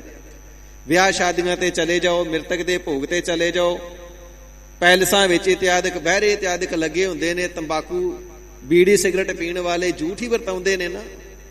ਸਭਨਾਂ ਦਾ ਭੋਜਨ ਇਕੱਠਾ ਰੱਖ ਦਿੱਤਾ ਹੈ, ਉੱਥੇ ਬੀੜੀ ਸਿਗਰਟ ਤੰਬਾਕੂ ਖਾਣ ਵਾਲਾ ਵੀ ਉੱਥੋਂ ਹੱਥਾਂ ਦੇ ਨਾਲ ਝੂਠਿਆਂ ਦੇ ਨਾਲ ਪਾ ਪਾ ਕੇ ਖਾਈ ਜਾਂਦਾ ਹੈ। ਤੇ ਖਿਮਾ ਕਰਨਾ, ਬਹੁਤ ਸਾਰੇ ਗੁਰਸਿੱਖ ਵੀ ਉਹਨਾਂ ਦੇ ਝੂਠੇ ਹੱਥ ਲੱਗੇ ਭਾਂਡਿਆਂ ਦੇ ਵਿੱਚੋਂ ਹੀ ਝੂਠਾ ਪਾ ਪਾ ਕਰਕੇ ਖਾਈ ਜਾਂਦੇ ਨੇ। ਇਸ ਪ੍ਰਕਾਰ ਝੂਠ ਸਭ ਜਗ੍ਹਾ ਤੇ ਪਸਰੀ ਹੈ, ਝੂਠ ਸਭ ਜਗ੍ਹਾ ਤੇ ਪਸਰਿਆ, ਨਹੀਂ ਖਹਿੜਾ ਛੁੱਟਦਾ। ਇਹ ਤਾਂ ਸਤਿਗੁਰੂ ਨਿਰੰਕਾਰ ਪ੍ਰਮਾਤਮਾ ਜੀ ਕਿਰਪਾ ਕਰਨ ਤਾਂ ਇਹਨਾਂ ਮਹਾਬਲੀਆਂ ਤੋਂ ਬਚਿਆ ਜਾਂਦਾ ਹੈ, ਨਹੀਂ ਤੇ ਸ਼ੁਭ ਗੁਣਾਂ ਨੂੰ ਲੁੱਟਦੇ ਰਹਿੰਦੇ ਨੇ। ਭਾਗ ਜਾਗ ਪਏ ਭਾਈ ਬਹੋੜੇ ਦੇ, ਹੱਥ ਜੋੜੇ ਨੇ, ਡਰ ਦੇ ਨਾਲ ਸਰੀਰ ਕੰਬੀ ਜਾਂਦਾ ਹੈ, ਤੇ ਹੱਥ ਜੋੜ ਕਰਕੇ ਬੇਨਤੀ ਕੀਤੀ, ਸੱਚੇ ਪਾਤਸ਼ਾਹ ਮੇਰੀ ਜਿਹੜੀ ਕਿਰਤ ਹੈ ਉਹ ਪਾਪ ਦੀ ਹੈ। ਮਹਾਰਾਜ ਚੌਥਾ ਹਿੱਸਾ ਕੱਟ ਲੈਂਦਾ ਸਕੇ ਮਾਂ ਪਿਓ ਦੇ ਗਹਿਣੇ ਸੋਨੇ ਦੇ ਵਿੱਚੋਂ ਵੀ, ਕਿਸੇ ਨੂੰ ਮੈਂ ਖਰਾ ਸੌਦਾ ਨਹੀਂ ਦਿੰਦਾ। ਤੇ ਸਤਿਗੁਰੂ ਸੱਚੇ ਪਾਤਸ਼ਾਹ ਜੀ ਨੇ ਫਿਰ ਬਚਨ ਕਰਨਾ ਕੀਤਾ, ਬਹੋੜਿਆ ਜਿੰਨਾ ਪੈਸਿਆਂ ਨੂੰ ਇਕੱਤਰ ਕਰਨ ਵਾਸਤੇ ਪਾਪ ਕਰਮ ਕਰਦਾ, ਯਾਦ ਰੱਖੀ ਅੰਤਮ ਸਮੇਂ ਨਾਲ ਨਹੀਂ ਜੇ ਜਾਣਾ। ਜਿਸ ਧਨ ਨੂੰ ਇਕੱਤਰ ਕਰਨ ਵਾਸਤੇ, ਇਕੱਠਾ ਕਰਨ ਵਾਸਤੇ ਪਾਪ ਕਰਮ ਕਰਦਾ ਨਾ, ਫਰੇਬ ਕਰਦਾ ਹੈ, ਛਲਾ ਕਰਦਾ ਹੈ, ਛਲ ਕਰਦਾ ਹੈ, ਧਗਾ ਕਰਦਾ ਹੈ, ਝੂਠ ਬੋਲਦਾ ਹੈ, ਪਾਪ ਦੀ ਕਿਰਤ ਕਰਦਾ, ਉਹ ਧਨ ਨਾਲ ਨਹੀਂ ਜਾਵੇਗਾ। ਤੇ ਜਿਸ ਪਰਿਵਾਰ ਦੀ ਖਾਤਰ, ਘਰ ਵਾਲੀ ਬੱਚਿਆਂ ਦੀ ਖਾਤਰ ਕਰਦਾ, ਉਹ ਵੀ ਨਾਲ ਨਹੀਂ ਜਾਣਗੇ। ਨਾ ਧਨ ਜਾਵੇਗਾ, ਇਥੋਂ ਤੱਕ ਕਿ ਸਰੀਰ ਵੀ ਨਾ ਜਾਵੇਗਾ। ਤੇ ਜਿਹੜੀਆਂ ਵੱਡੀਆਂ ਇਮਾਰਤਾਂ ਖੜੀਆਂ ਕਰਨ ਵਾਸਤੇ ਧਨ ਕਮਾਉਣਾ, ਉਹ ਇਮਾਰਤਾਂ ਵੀ ਨਹੀਂ ਨਾਲ ਜਾਣਗੀਆਂ। ਪਰ ਤੇਰਾ ਛਲ ਦਾ ਵਪਾਰ, ਤੇਰੀ ਪਾਪ ਦੀ ਕਿਰਤ, ਤੇਰੇ ਪਾਪ ਕਰਮ ਤੇਰੇ ਨਾਲ ਜਾਣਗੇ। ਮਨੁੱਖ ਦੇ ਨਾਲ ਦੁਨੀਆ ਚੋਂ ਕੁਛ ਨਹੀਂ ਜਾਂਦਾ, ਖਾਲੀ ਹੱਥ ਆਉਂਦਾ, ਖਾਲੀ ਹੱਥ ਚਲਿਆ ਜਾਂਦਾ ਹੈ। ਪਰ ਜਿਤਨੇ ਵੀ ਮਾੜੇ ਚੰਗੇ ਪੁੰਨ ਪਾਪ ਇਤਿਆਦਿਕ ਕਰਮ ਕੀਤੇ ਹੁੰਦੇ ਨੇ, ਉਹ ਅੰਤਮ ਸਮੇਂ ਜ਼ਰੂਰ ਦਰਗਾਹ ਦੇ ਵਿੱਚ ਨਾਲ ਜਾਂਦੇ ਨੇ। ਸਤਿਗੁਰੂ ਜੀ ਨੇ ਬਚਨ ਕੀਤਾ, ਇਹ ਪਾਪ ਕਰਮ ਤੇਰੇ ਨਾਲ ਜਾਣਗੇ, ਨਰਕਾਂ ਦੇ ਵਿੱਚ ਪਵੇਂਗਾ, ਜਮਾਂ ਦੇ ਦੁੱਖ ਨੂੰ ਸਹਾਰੇਗਾ, ਉੱਥੇ ਤੈਨੂੰ ਛਡਾਉਣ ਵਾਲਾ ਕੋਈ ਤੇਰੀ ਬਾਉੜੀ ਨਹੀਂ ਕਰੇਗਾ, ਕੋਈ ਪਹੁੰਚੇਗਾ ਨਹੀਂ ਤੇਰੇ ਤੱਕ। ਹੱਥ ਜੋੜ ਕੇ ਬੇਨਤੀਆਂ ਕਰਦਾ, ਸੱਚੇ ਪਾਤਸ਼ਾਹ ਬਚਾ ਲਵੋ, ਮਹਾਰਾਜ ਨਰਕਾਂ ਦੀ ਅੱਗ ਚੋਂ ਬਚਾ ਲਵੋ। ਕਿਉਂਕਿ ਸਤਿਗੁਰੂ ਜੀ ਦੇ ਮੁਖਾਰ ਬਿੰਦ ਚੋਂ ਬਚਨ ਨਿਕਲੇ ਨੇ ਨਾ। ਕਮਾਈ ਵਾਲਿਆਂ ਦੇ ਬਚਨਾਂ ਦਾ ਪ੍ਰਭਾਵ ਹੁੰਦਾ ਹੈ। ਜਿਸ ਦੀ ਆਪਣੀ ਕਮਾਈ ਨਹੀਂ, ਉਹ 100 ਗੱਲ ਕਹਿ ਦੇਵੇ ਤੇ ਸਾਹਮਣੇ ਵਾਲੇ ਤੇ ਅਸਰ ਨਹੀਂ ਹੁੰਦਾ। ਪਰ ਕਮਾਈ ਵਾਲਾ ਇੱਕ ਬਚਨ ਹੀ ਕਹਿ ਦੇਵੇ ਤੇ ਸਾਹਮਣੇ ਵਾਲੇ ਦਾ ਹਿਰਦਾ ਵਿੰਨਿਆ ਜਾਂਦਾ ਹੈ। ਤੇ ਸਤਿਗੁਰੂ ਸੱਚੇ ਪਾਤਸ਼ਾਹ ਮਹਾਰਾਜ ਜੀ ਤੇ ਆਪ ਪ੍ਰਮਾਤਮਾ ਨੇ, ਆਪ ਰੱਬ ਨੇ, ਗੁਰ ਅਰਜੁਨ ਪ੍ਰਤੱਖ ਹਰ, ਪ੍ਰਤੱਖ ਪ੍ਰਮਾਤਮਾ ਜੀ ਸਤਿਗੁਰੂ ਜੀ ਬਚਨ ਕਰ ਰਹੇ ਨੇ, ਬਹੋੜਿਆ ਨਰਕਾਂ ਦੀ ਅੱਗ ਦੇ ਵਿੱਚ ਤੇਰੀ ਕਿਸੇ ਨੇ ਬਾਹ ਨਹੀਂ ਫੜਨੀ, ਜਮਾਂ ਦੇ ਪਾਸੋਂ ਤੈਨੂੰ ਕੌਣ ਛਡਾਵੇਗਾ, ਉੱਥੇ ਦੇ ਪਾਪ ਕਰਮ ਤੇਰੇ ਨਾਲ ਜਾਣੇ ਨੇ ਨਾ। ਘਬਰਾ ਗਿਆ ਹੈ, ਦਿਲ ਦਹਿਲ ਗਿਆ ਹੈ। ਤੇ ਇਸ ਵੇਲੇ ਸਤਿਗੁਰੂ ਜੀ ਦੇ ਸਨਮੁਖ ਬੇਨਤੀਆਂ ਕਰਦਾ, ਸੱਚੇ ਪਾਤਸ਼ਾਹ ਬਖਸ਼ ਲਓ, ਬਖਸ਼ ਲਓ, ਪਾਪੀ ਹਾਂ, ਅਪਰਾਧੀ ਹਾਂ, ਮਹਾਰਾਜ ਜੈਸਾ ਵੀ ਹਾਂ, ਆਪ ਜੀ ਦੇ ਚਰਨਾਂ ਦੀ ਸ਼ਰਨ ਵਿੱਚ ਪਿਆ। ਗਰੀਬ ਨਿਵਾਜ ਕਿਰਪਾਲਤਾ ਕਰੋ, ਮੈਨੂੰ ਬਖਸ਼ ਲੈਣਾ ਕਰੋ, ਮੇਰੇ ਗੁਨਾਹਾਂ ਨੂੰ ਬਖਸ਼ ਲਓ। ਤੇ ਸਤਿਗੁਰੂ ਸੱਚੇ ਪਾਤਸ਼ਾਹ ਜੀ ਨੇ ਬਚਨ ਕਰਨਾ ਕੀਤਾ, ਹੱਥੀਂ ਸੇਵਾ ਕਰ, ਧਰਮ ਦੀ ਕਿਰਤ ਕਰਨੀ ਏ, ਪਾਪ ਦੀ ਕਿਰਤ ਨਹੀਂ ਕਰਨੀ, ਤੇ ਸਤ ਸੰਗਤ ਸਦਾ ਕਰਨੀ ਏ। ਸਤਿਗੁਰੂ ਜੀ ਦੇ ਬਚਨਾਂ ਦਾ ਐਸਾ ਮਨ ਦੇ ਉੱਪਰ ਅਸਰ ਹੋਇਆ, ਪ੍ਰਭਾਵ ਪਿਆ, ਆਪਣੇ ਘਰ ਨਹੀਂ ਗਿਆ ਤੇ ਸਤਿਗੁਰੂ ਜੀ ਦੇ ਚਰਨਾਂ 'ਚ ਹੀ ਰਹਿ ਪਿਆ। ਕਈ ਮਹੀਨੇ ਸਤਿਗੁਰੂ ਜੀ ਦੇ ਚਰਨਾਂ 'ਚ ਰਹਿ ਕਰਕੇ ਸੇਵਾ ਕੀਤੀ ਏ। ਜਿਵੇਂ ਜਿਵੇਂ ਸੇਵਾ ਕਰਦਾ ਹੈ ਤਿਵੇਂ ਤਿਵੇਂ ਮਨ ਦੀ ਮੈਲ ਲੱਥਦੀ ਜਾਂਦੀ ਏ, ਤਿਵੇਂ ਤਿਵੇਂ ਬਲ ਛਲ ਮਨ ਚੋਂ ਤਨ ਚੋਂ ਨਿਕਲਦੇ ਜਾਂਦੇ ਨੇ। ਮਨ ਵੀ ਸ਼ੁੱਧ ਤਨ ਵੀ ਸ਼ੁੱਧ ਹੋਈ ਜਾਂਦਾ ਹੈ। ਸਤਿਗੁਰ ਕੀ ਸੇਵਾ ਸਫਲ ਹੈ ਜੇ ਕੋ ਕਰੇ ਚਿਤ ਲਾਏ। ਕੋਈ ਮਨ ਲਾ ਕੇ ਕਰੇ ਤਾਂ ਸਹੀ, ਸਾਰੇ ਫਲ ਮਿਲ ਜਾਂਦੇ ਨੇ। ਭਾਵਨਾ ਸੀ ਮੇਰੇ ਪਾਪ ਕੱਟੇ ਜਾਣ, ਪਾਪ ਕੱਟੇ ਗਏ ਭਾਈ ਬਹੋੜੇ ਦੇ। ਸਤਿਗੁਰੂ ਜੀ ਨੇ ਦੇਖਿਆ ਬੜੀ ਭਾਵਨਾ ਦੇ ਨਾਲ ਸੇਵਾ ਕਰਦਾ, ਬੁਲਾ ਲਿਆ। ਫਿਰ ਇੱਕ ਦਿਨ ਕੋਲ ਬਹੋੜਿਆ, ਭਾਈ ਆ ਜਾ ਉਰੇ। ਸਤਿਗੁਰੂ ਜੀ ਦੇ ਕੋਲ ਗਿਆ। ਗਰੀਬ ਨਿਵਾਜ ਦੱਸ ਰਹੇ ਦੇ ਤਾਈ ਕੀ ਹੁਕਮ ਹੈ। ਸਤਿਗੁਰੂ ਸੱਚੇ ਪਾਤਸ਼ਾਹ ਮਹਾਰਾਜ ਸਾਹਿਬ ਜੀ ਨੇ ਬਚਨ ਕੀਤਾ, ਭਾਈ ਤੇਰੀ ਸੇਵਾ ਗੁਰੂ ਘਰ ਦੇ ਵਿੱਚ ਪ੍ਰਵਾਨ ਹੋਈ, ਤੂੰ ਪਾਪ ਰਹਿਤ ਹੋਇਆ, ਪਵਿੱਤਰ ਤੇਰਾ ਹਿਰਦਾ ਹੋ ਗਿਆ ਸੇਵਾ ਕਰ ਕਰਕੇ। ਤੇ ਗਰੀਬ ਨਿਵਾਜ ਸਤਿਗੁਰੂ ਸੱਚੇ ਪਾਤਸ਼ਾਹ ਜੀ ਨੇ ਕਿਰਪਾਲਤਾ ਕਰਕੇ ਚਰਨ ਪਾਹੁਲ ਦੇ ਕਰਕੇ ਗੁਰਸਿੱਖੀ ਬਖਸ਼ੀ ਤੇ ਨਾਮ ਬਖਸ਼ ਦਿੱਤਾ ਹੈ। ਤੇ ਬਚਨ ਕਰਨਾ ਕੀਤਾ, ਭਾਈ ਬਹੋੜੇ ਹੁਣ ਤੂੰ ਆਪਣੇ ਘਰ ਦੇ ਵਿੱਚ ਚਲਿਆ ਜਾ। ਕਿਰਤ ਤੇ ਕਰਨੀ ਹੈ, ਕਿਰਤ ਛੱਡਣੀ ਨਹੀਂ, ਪਰ ਹੱਕ ਸੱਚ ਦੀ ਕਰਨੀ ਹੈ ਤੇ ਧਰਮ ਦੀ ਕਰਨੀ ਹੈ। ਧਰਮ ਦੀ ਕਿਰਤ ਕਰਕੇ ਜੋ ਧਨ ਪ੍ਰਾਪਤ ਹੋਵੇ ਉਸ ਧਨ ਦੇ ਵਿੱਚੋਂ ਇੱਕ ਹਿੱਸਾ ਕੱਢ ਕੇ ਗੁਰੂ ਕੇ ਨਾਮ ਤੇ ਲੰਗਰ ਲਗਾਉਣਾ ਹੈ। ਆਇਆ ਗਿਆ ਅਭਿਆਗਤ ਰਾਹਗੀਰ, ਕੋਈ ਲੋੜਵੰਦ ਕੋਈ ਗਰੀਬ ਗੁਰਬਾ ਭੁੱਖਾ ਨਾ ਜਾਵੇ। ਗੁਰੂ ਕੇ ਨਾਮ ਤੇ ਲੰਗਰ ਚਲਾਉਣਾ ਹੈ ਤੇ ਨਾਲ ਹਰ ਵੇਲੇ ਵਾਹਿਗੁਰੂ ਜੀ ਦੇ ਨਾਮ ਨੂੰ ਜਪਣਾ ਹੈ। ਤੁਰਦਿਆਂ ਫਿਰਦਿਆਂ ਲੰਗਰ ਲਗਾਉਂਦਿਆਂ ਪਕਾਉਂਦਿਆਂ ਹਰ ਵੇਲੇ ਜਪਦੇ ਰਹਿਣਾ, ਸਤਨਾਮ ਸ੍ਰੀ ਵਾਹਿਗੁਰੂ। ਸੇਵਾ ਕਰਦਿਆਂ ਵੀ ਸਿਮਰਨ ਕਰਨਾ ਹੈ, ਕਿਰਤ ਕਰਦਿਆਂ ਵੀ ਸਿਮਰਨ ਕਰਨਾ ਹੈ। ਤੇਰਾ ਭਲਾ ਹੋਵੇਗਾ, ਗੁਰੂ ਤੇਰੀ ਬਹੁੜੀ ਕਰੇਗਾ। ਸਤਿਗੁਰੂ ਸੱਚੇ ਪਾਤਸ਼ਾਹ ਮਹਾਰਾਜ ਸਾਹਿਬ ਜੀ ਦੇ ਚਰਨਾਂ ਦੇ ਉੱਪਰ ਨਤਮਸਤਕ ਹੋ ਕਰਕੇ ਭਾਈ ਬਹੋੜਾ ਜੀ ਆਪਣੇ ਘਰ ਚਲੇ ਗਏ ਨੇ। ਨਗਰ ਨੂੰ ਮਾਨੋ ਧਰਮਸ਼ਾਲਾ ਹੀ ਬਣਾ ਦਿੱਤਾ ਹੈ। ਧਰਮ ਦੀ ਕਿਰਤ ਕਰਦੇ ਨੇ, ਜਿਤਨੀ ਮਾਇਆ ਪ੍ਰਾਪਤ ਹੁੰਦੀ ਏ ਗੁਰੂ ਕੇ ਨਾਮ ਤੇ ਲੰਗਰ ਛਕਾਉਂਦੇ ਨੇ। ਪਹਿਲਾਂ ਲੋੜਵੰਦਾਂ ਨੂੰ ਛਕਾ ਕਰਕੇ ਫਿਰ ਬਾਅਦ ਦੇ ਵਿੱਚ ਆਪ ਛਕਦੇ ਨੇ। ਐਸਾ ਤਿੰਨਾਂ ਦੇ ਜੀਵਨ ਦਾ ਪ੍ਰਭਾਵ ਪਿਆ। ਤਿੰਨਾਂ ਦੀ ਸੰਗਤ ਕਰਕੇ ਬਹੁਤ ਲੋਕ ਹੋਰ ਵੀ ਗੁਰਸਿੱਖ ਬਣੇ, ਮਾਈ ਭਾਈ ਸਤ ਸੰਗਤ ਕਰਨ ਲੱਗੇ ਤੇ ਗੁਰੂ ਕੀ ਬਾਣੀ ਪੜਨ ਲੱਗੇ। ਇਸ ਪ੍ਰਕਾਰ ਸਤਿਗੁਰੂ ਸੱਚੇ ਪਾਤਸ਼ਾਹ ਮਹਾਰਾਜ ਸਾਹਿਬ ਜੀ ਉਪਦੇਸ਼ ਦੇਣਾ ਕਰਦੇ ਨੇ, ਪਿਆਰਿਓ ਜਿਹੜੇ ਵਾਹਿਗੁਰੂ ਜੀ ਦੀ ਬੰਦਗੀ ਕਰਨ ਵਾਲੇ ਹੁੰਦੇ ਨੇ ਉਹ ਬਲ ਨਹੀਂ ਜਣਾਉਂਦੇ, ਉਹ ਬੰਚ ਠੱਗੀਆਂ ਨਹੀਂ ਮਾਰਦੇ। ਬਲ ਬੰਚ ਬਲ ਦੇ ਨਾਲ ਧੱਕੇ ਦੇ ਨਾਲ ਕਿਸੇ ਦੇ ਪਾਸੋਂ ਧਨ ਠੱਗਦੇ ਨਹੀਂ, ਕਿਸੇ ਦੇ ਨਾਲ ਧਰੋਹ ਦਗਾ ਨਹੀਂ ਕਰਦੇ। ਇਹ ਪਛਾਣ ਹੈ ਸੰਤ ਜਨਾਂ ਦੀ। ਸਾਰਿਆਂ ਦੇ ਵਿੱਚੋਂ ਪ੍ਰਧਾਨ ਹੁੰਦੇ ਨੇ, ਉਹ ਮੁਖੀ ਹੁੰਦੇ ਨੇ, ਉਹ ਪੂਜਨੀਕ ਹੁੰਦੇ ਨੇ। ਸੰਸਾਰ ਨੂੰ ਛਲ ਧਰੋਹ ਰੂਪ ਕਰਕੇ ਜਾਣਦੇ ਨੇ, ਮਾਇਆ ਨੂੰ ਮਿਥਿਆ ਕਰਕੇ ਜਾਣਦੇ ਨੇ। ਹੱਕ ਸੱਚ ਦੀ ਕਿਰਤ ਕਰਦੇ ਆ, ਸਦਾ ਨਾਮ ਦਾ ਸਿਮਰਨ ਕਰਦੇ ਹਨ। ਨਹ ਜਾਪਾ ਨਹ ਬੂਝੀਆ ਨਹ ਕਛ ਕਰਤ ਵਿਚਾਰ। ਜਿਹੜਾ ਪ੍ਰਮਾਦੀ ਜੀਵ ਹੈ ਨਾ, ਨਹ ਜਾਪਾ ਹੈ, ਪਰਮਾਤਮਾ ਜੀ ਦੇ ਨਾਮ ਨੂੰ ਜਪਦਾ ਹੀ ਨਹੀਂ। ਨਹ ਬੂਝੀਆ, ਪਰਮਾਤਮਾ ਜੀ ਦੇ ਸ਼ੁਭ ਗੁਣਾਂ ਨੂੰ ਬੁੱਝਦਾ ਹੀ ਨਹੀਂ। ਇਸੇ ਪ੍ਰਕਾਰ ਨਹ ਜਾਪਾ, ਸਾਧੂਆਂ ਦੇ ਦੁਆਰਾ ਨਹੀਂ ਜਪਦਾ ਹੈ ਵਾਹਿਗੁਰੂ ਜੀ ਦੇ ਨਾਮ ਨੂੰ।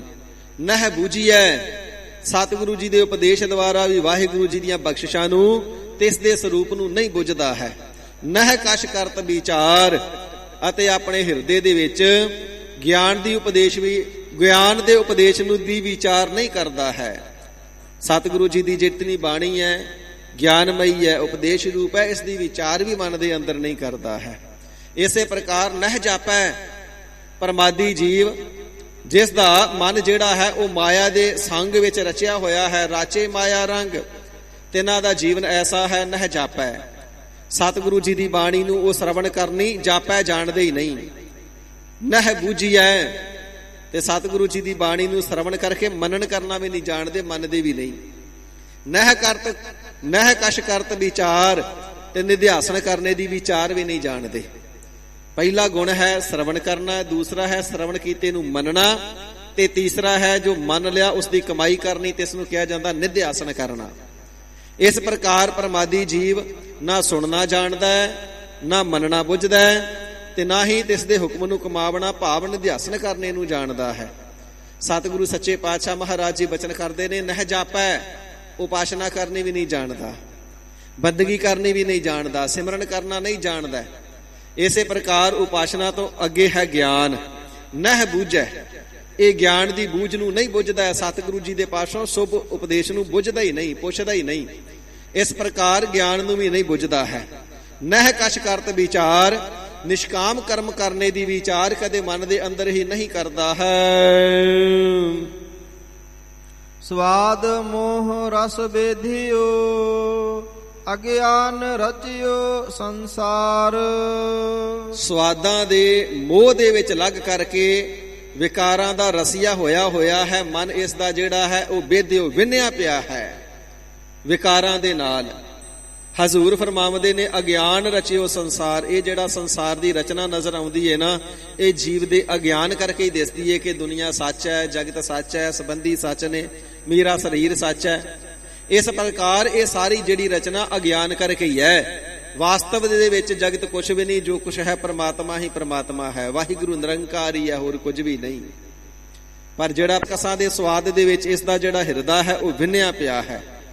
ਕਾਮ ਦੇ ਬਾਣਾਂ ਨੇ ਇਸ ਦੇ ਹਿਰਦੇ ਨੂੰ ਵਿੰਨਿਆ ਪਿਆ ਹੈ। ਮਾਇਆ ਦੇ ਮੋਹ ਨੇ ਛਲ ਲਿਆ ਹੈ ਇਸ ਨੂੰ। ਕਾਮ ਦੇ ਬਾਣਾਂ ਨੇ ਇਸ ਦੇ ਹਿਰਦੇ ਨੂੰ ਵਿੰਨਿਆ ਪਿਆ ਹੈ। ਮਾਇਆ ਦੇ ਮੋਹ ਨੇ ਛਲ ਲਿਆ ਹੈ ਇਸ ਨੂੰ। ਅਗਿਆਨ ਰਚਿਓ ਸੰਸਾਰ। ਜਿਹੜਾ ਅਗਿਆਨੀ ਪੁਰਸ਼ ਹੈ ਨਾ, ਉਹ ਸੰਸਾਰ ਦੇ ਵਿੱਚ ਹੀ ਰਚ ਵਿੱਚ ਰਿਹਾ ਹੈ ਅਗਿਆਨਤਾ ਕਰਕੇ। ਰਚਨਾ ਸੀ ਵਾਹਿਗੁਰੂ ਜੀ ਦੀ ਬੰਦਗੀ ਵਿੱਚ, ਨਾਮ ਦੇ ਵਿੱਚ, ਪ੍ਰੇਮ ਦੇ ਵਿੱਚ, ਪਰ ਅਗਿਆਨਤਾ ਦੇ ਵਸ ਹੋਇਆ ਸੰਸਾਰ ਦੇ ਅੰਦਰ ਹੀ ਰਚ ਰਿਹਾ ਹੈ, ਤਦਾਕਾਰ ਹੋ ਰਿਹਾ ਹੈ, ਮਿਲ ਰਿਹਾ ਹੈ। ਜਨਮ ਮਰਨ ਬਾਹੁ ਜੋਨ ਭ੍ਰਮਣ ਕੀਨੇ ਕਰਮ ਅਨੇਕ। ਇਸ ਪ੍ਰਕਾਰ ਕੀਨੇ ਕਰਮ ਅਨੇਕ। ਕਰਮ ਤਾਂ ਬਹੁਤ ਸਾਰੇ ਕੀਤੇ, ਪਰ ਸਤ ਮਾਰਗ ਤੇ ਚੱਲਣ ਵਾਲੇ ਨਾ ਕੀਤੇ। ਅਗਿਆਨਤਾ ਦੇ ਵਿੱਚ ਰਚ ਕਰਕੇ, ਮੋਹ ਦੇ ਵਿੱਚ ਲੱਗ ਕਰਕੇ ਤੇ ਵਿਸ਼ੇ ਇਤਿਆਦਿਕ ਦੇ ਰਸਾਂ ਵਿੱਚ ਲੱਗ ਕਰਕੇ ਹੀ ਕਰਮ ਕੀਤੇ ਨੇ। ਇਸ ਕਰਕੇ ਜੰਮਣ ਮਰਨ ਇਸ ਦਾ ਮਿਟਦਾ ਹੀ ਨਹੀਂ। ਜਨਮ ਮਰਨ ਬਹੁ ਜੋਨ ਭ੍ਰਮਣ। ਬਹੁਤੀਆਂ ਜੋਨਾਂ ਦੇ ਵਿੱਚ ਇਸ ਦਾ ਭ੍ਰਮਣ ਹੁੰਦਾ ਹੈ। ਪਾਪ ਕਰਮਾਂ ਦਾ ਫਲ ਭੋਗਣ ਵਾਸਤੇ ਟੇਢੀਆਂ ਜੂਨਾਂ ਦੇ ਵਿੱਚ, ਨਖਿੱਧ ਜੂਨੀਆਂ ਦੇ ਵਿੱਚ ਜਨਮ ਲੈ ਕਰਕੇ ਆਉਂਦਾ ਹੈ ਤੇ ਫਿਰ ਬਾਰ-ਬਾਰ ਮਰ ਕਰਕੇ ਜਾਂਦਾ ਹੈ ਤੇ ਆਉਣਾ ਜਾਣਾ ਮਿਟਦਾ ਵੀ ਨਹੀਂ। ਬਹੁਤਾ ਹੀ ਭ੍ਰਮਣ ਕਰਦਾ ਹੈ, ਬਹੁਤੇ ਹੀ ਫੇਰੇ ਪੈਂਦੇ ਹਨ ਇਸ ਨੂੰ ਬਹੁਤੀਆਂ ਜੂਨੀਆਂ ਦੇ ਅੰਦਰ। ਰਚਨਹਾਰ ਨਹ ਸਿਮਰਿਓ ਮਨ ਨਾ ਵਿਚਾਰ ਵਿਵੇਕ। ਸੰਸਾਰ ਨੂੰ ਹੀ ਸੱਚ ਕਰਕੇ ਮੰਨ ਲਿਆ ਤੇ ਜੋ ਸੰਸਾਰ ਦਾ ਰਚਨਹਾਰ ਪਰਮਾਤਮਾ ਸੀ ਤਿਸ ਦੇ ਨਾਮ ਨੂੰ ਸਿਮਰਿਆ ਹੀ ਨਹੀਂ। ਜਗਤ ਦੇ ਮੋਹ ਦੇ ਵਿੱਚ ਐਸਾ ਗਲਤਾਨ ਹੋ ਗਿਆ, ਵਾਹਿਗੁਰੂ ਜੀ ਨੂੰ ਸੱਚ ਕਰਕੇ ਕਦੇ ਜਾਣਿਆ ਹੀ ਨਹੀਂ, ਉਸ ਦੇ ਨਾਮ ਦਾ ਭਜਨ ਕੀਤਾ ਹੀ ਨਹੀਂ। ਤੇ ਸਤਿਗੁਰੂ ਜੀ ਫਰਮਾਵਣਾ ਕਰਦੇ ਨੇ, ਮਨ ਨਾ ਵਿਚਾਰ ਵਿਵੇਕ। ਮਨ ਦੇ ਅੰਦਰ ਵਿਵੇਕ ਗਿਆਨ ਦੀ ਵਿਚਾਰ ਕੀਤੀ ਹੋਈ ਨਹੀਂ। ਜਿਸ ਨੂੰ ਸਤਿਗੁਰੂ ਜੀ ਬਚਨ ਕਰਦੇ ਨੇ ਨਾ, ਐਸਾ ਗਿਆਨ ਵਿਚਾਰ ਮਨਾ ਹਰ ਕੀ ਨਾ ਸਿਮਰਹਿ ਦੁੱਖ ਭੰਜਨਾ। ਭਾਈ ਜਿਹੜਾ ਸਾਰੇ ਦੁੱਖਾਂ ਦੇ ਨਾਸ਼ ਕਰਨ ਵਾਲਾ, ਭੰਨ ਦੇਣ ਵਾਲਾ, ਤੋੜ ਦੇਣ ਵਾਲਾ ਨਾਮ ਹੈ, ਤੇ ਇਸ ਨਾਮ ਦਾ ਸਿਮਰਨ ਕਿਉਂ ਨਹੀਂ ਕਰਦਾ? ਐਸੇ ਸਤਿਗੁਰੂ ਜੀ ਦੇ ਗਿਆਨਮਈ ਉਪਦੇਸ਼ਾਂ ਦੀ ਵਿਚਾਰ ਕਿਉਂ ਨਹੀਂ ਕਰਦਾ? ਗਿਆਨ ਦੀ ਵਿਚਾਰ ਕਰ ਤੇ ਵਾਹਿਗੁਰੂ ਜੀ ਦੇ ਨਾਮ ਨੂੰ ਪ੍ਰੇਮ ਦੇ ਨਾਲ ਜਪ, ਉਚਾਰਣਾ ਕਰ ਸਤਨਾਮ ਸ੍ਰੀ ਵਾਹਿਗੁਰੂ। ਹਜ਼ੂਰ ਫਰਮਾਵਣਾ ਕਰਦੇ ਨੇ, ਮਨ ਨਾ ਵਿਚਾਰ ਵਿਵੇਕ। ਵਿਵੇਕ ਬਿਬ ਏਕ। ਬਿਬ ਦਾ ਅਰਥ ਹੈ ਦੋ, ਏਕ ਦਾ ਅਰਥ ਹੈ ਇੱਕ। ਦੋ ਤੋਂ ਇੱਕ ਹੋ ਜਾਣ ਦੀ ਵਿਚਾਰ ਕਦੇ ਮਨ ਵਿੱਚ ਕਰਦਾ ਹੀ ਨਹੀਂ। ਇੱਕ ਹੈ ਪਰਮਾਤਮਾ ਤੇ ਦੂਜਾ ਹੈ ਜੀਵ। ਇਸ ਪ੍ਰਕਾਰ ਦੋਵਾਂ ਤੋਂ ਇੱਕ ਹੋਣ ਦੀ ਵਿਚਾਰ, ਆਤਮ ਸਰੂਪ ਨੂੰ ਪ੍ਰਾਪਤ ਕਰਕੇ ਪਰਮਾਤਮਾ ਜੀ ਦੇ ਅੰਦਰ ਲੈ ਹੋਣ ਜਾਣ ਦੇ ਭੇਦ ਨੂੰ ਨਹੀਂ ਜਾਣਦਾ। ਇਸ ਵਿਚਾਰ ਨੂੰ ਕਰਨਾ ਆਪਣੇ ਮਨ ਦੇ ਅੰਦਰ ਜਾਣਦਾ ਹੀ ਨਹੀਂ ਹੈ ਕਿ ਮੈਂ ਜੀਵ ਪਰਮਾਤਮਾ ਜੀ ਦੇ ਨਾਲੋਂ ਟੁੱਟਿਆ ਹੋਇਆ ਹੈ। ਜਿਵੇਂ ਬੂੰਦ ਸਾਗਰ ਵਿੱਚ ਮਿਲ ਕੇ ਸਾਗਰ ਦਾ ਰੂਪ ਹੋ ਜਾਂਦੀ ਹੈ, ਮੈਂ ਵਾਹਿਗੁਰੂ ਜੀ ਦੇ ਵਿੱਚ ਮਿਲ ਕੇ ਵਾਹਿਗੁਰੂ ਜੀ ਦਾ ਰੂਪ ਹੋ ਜਾਵਾਂ, ਸਰੂਪ ਰੂਪ ਦੀ ਪ੍ਰਾਪਤੀ ਕਰਾਂ। ਐਸੇ ਦੋ ਤੋਂ ਇੱਕ ਹੋਣੇ ਦੀ ਵਿਚਾਰ ਨਹੀਂ ਕਰਨਾ ਜਾਣਦਾ ਹੈ। ਭਾਉ ਭਗਤ ਭਗਵਾਨ ਸੰਗ ਮਾਇਆ ਲਿਪਤ ਨਾ ਰੰਚ। ਹੇ ਭਾਈ, ਹਰੀ ਅਕਾਲ ਪੁਰਖ ਵਾਹਿਗੁਰੂ ਜੀ ਦੇ ਨਾਮ ਦੇ ਅੰਦਰ ਭਾਉ ਪ੍ਰੇਮ ਕਰਨਾ ਕਰ। ਭਗਤ ਪ੍ਰੇਮਾ ਭਗਤੀ ਕਰ ਭਗਵਾਨ ਜੀ ਦੀ। ਸ਼ੁਭ ਭਾਗਾਂ ਵਾਲਾ ਹੋ ਜਾਵੇਗਾ ਤੇ ਤਿਸ ਦਾ ਸਰੂਪ ਹੋ ਜਾਵੇਗਾ। ਤਿਸ ਦੀ ਸੰਗਤ ਦੇ ਨਾਲ ਮਿਲ ਕਰਕੇ, ਤਿਸ ਦੇ ਸੰਤ ਜਨਾਂ ਦੇ ਨਾਲ ਮਿਲ ਕਰਕੇ ਵਾਹਿਗੁਰੂ ਜੀ ਦੀ ਬੰਦਗੀ ਕਰ। ਤੇਰੇ ਵਾਸਤੇ ਭਲਾ ਕਰਮ ਇਹੀ ਹੋਈ ਹੈ। ਮਾਇਆ ਦੇ ਰੰਗ ਦੇ ਵਿੱਚ ਆਪਣੇ ਆਪ ਨੂੰ ਲਿਪਾਏਮਾਨ ਨਾ ਕਰ। ਮਾਇਆ ਲਿਪਤ ਨਾ ਰੰਚ। ਰੰਚਕ ਮਾਤਰ ਵੀ ਆਪਣੇ ਮਨ ਨੂੰ ਮਾਇਆ ਦੇ ਵਿੱਚ ਨਾ ਲਗਾਵਣਾ ਕਰ। ਰੰਚਕ ਮਾਤਰ ਵੀ ਮਾਇਆ ਦਾ ਪ੍ਰਭਾਵ ਆਪਣੇ ਮਨ ਤੇ ਨਾ ਪੈਣ ਦੇਣਾ ਕਰ।